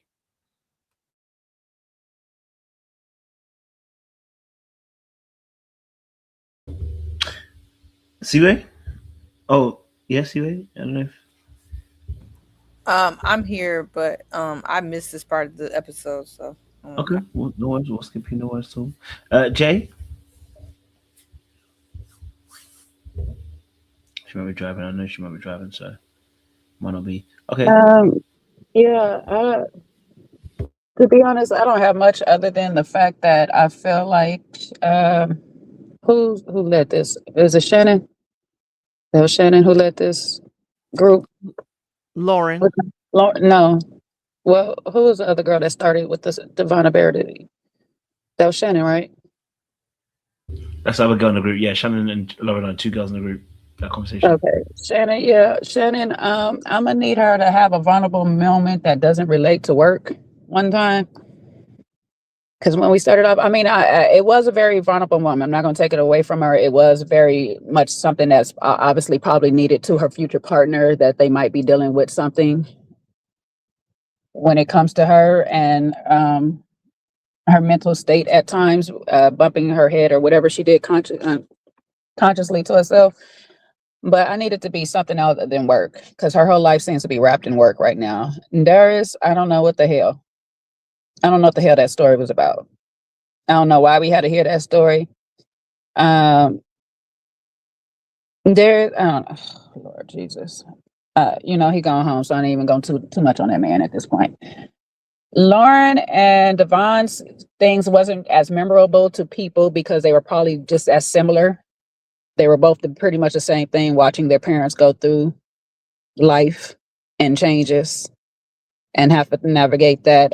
But I do remember what Lauren said about looking at it through her boys, now that she has her boys, and recognizing some of the things and all that she had to deal with in childhood and stuff like that, and how it made her feel, recognizing that in her kids. You do see that a lot of times as a parent or whatnot. So I appreciate her for that. And I appreciate Devon for his openness about his parents' divorce and navigating that and making him see what type of relationship he wants to be in at this present time. Jay, did I miss something? Is Darius going home? What happened? I'm sorry, did I get the wrong one to go home? Oh, it's Chris. Sorry. Never mind. I threw him home. He went home in my mind. He went home in my mind. I was like, I know I watched the episode pretty quickly, but did I miss something? You know what? For me, he could be exchanged with Chris at any time. You ready for him to go? You ready for him and all his raccoon fur to go on and get in the wind? I'm not really getting it. Everything is kind of other than that one moment about his mom and his daughter and stuff like that. Everything has been quite surface for me when it came to Darius. So it's just like, I don't know. I'm not picking up what he's trying to put down. That's why I put it like that.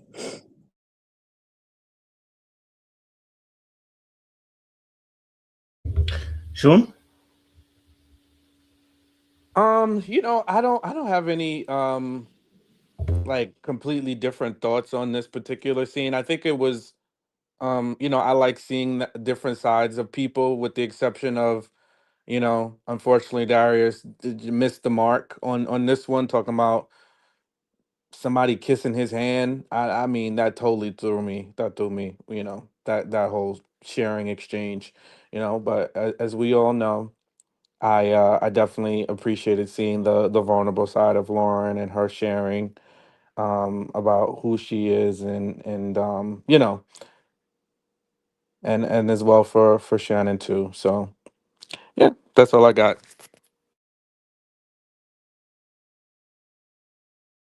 Understandable.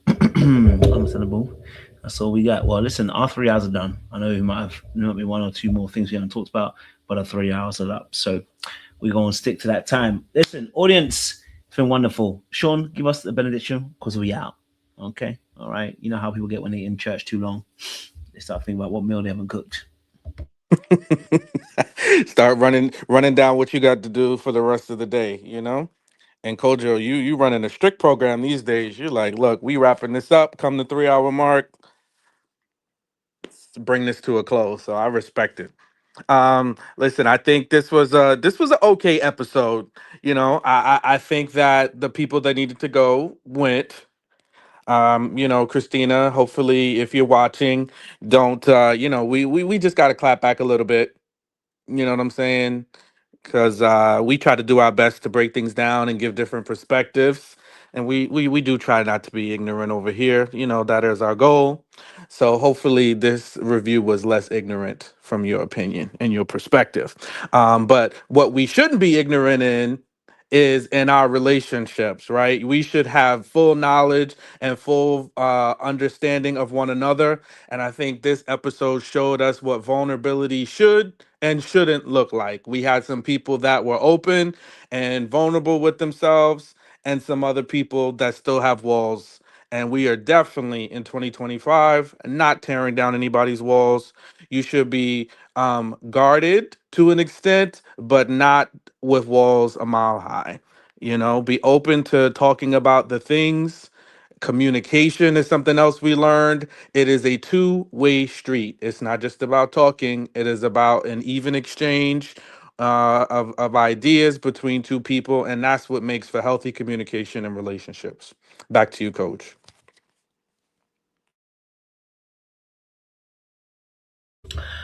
Deacon, thank you very much. It's always a pleasure when you give us the benediction. Listen, audience members, it's been a fun time. We had 400 people come in today, so it's nice to see you guys enjoying the content as well. Of course, we'll be back here next. We might not be, because I'm hosting a wedding next week, so it might be on a Sunday instead when I get back from the show. So if not, it'll be on Tuesday. I just need to double check my schedule because we need to move it around. And I think, what is it next week? What's next week? 20th, right? We're almost at Christmas now. Dali. Okay, so 23rd. Yep. And Kojo, that's we got a special baddie's birthday coming up next week too. So a Chicago baddie's birthday is coming up. Thank God for you said, because bro, Also- if you tell me something, I don't remember birthdays for night. Yeah. Also, they're not taking a hiatus for Christmas, so the 26th is an episode. Damn. They ain't resting. Well, I guess 27 I'm alive and well, so that's not a problem actually. Okay, cool. So yeah, probably be on the 21st then, not on the 23rd, because I think I have my family, my sisters with me. So 21st is a Sunday. So 21st for the next week episode, because obviously it's gonna come on the 19th, but on the 21st, because I'm out on 19th as well, so I can't do anything. All right, so audience members, we'll see you next week Sunday for the live, and back to normal time on Saturdays as well. It's been an absolute pleasure having this conversation. I will try and reach out to one or two of the castmates when they finish to try and interview one or two of them. I'll probably be a bit selective who I want to choose, because I'm not trying to interview all of them. But I appreciate y'all. Stay locked, stay loaded. Don't do anything I wouldn't do. And be blessed, people. Okay, all right? Be blessed. And stay out of trouble. Okay? Stay out of trouble. We got to go. And you know what I mean? Oh, my God. Oh, my God. Little black book. You know what time it is.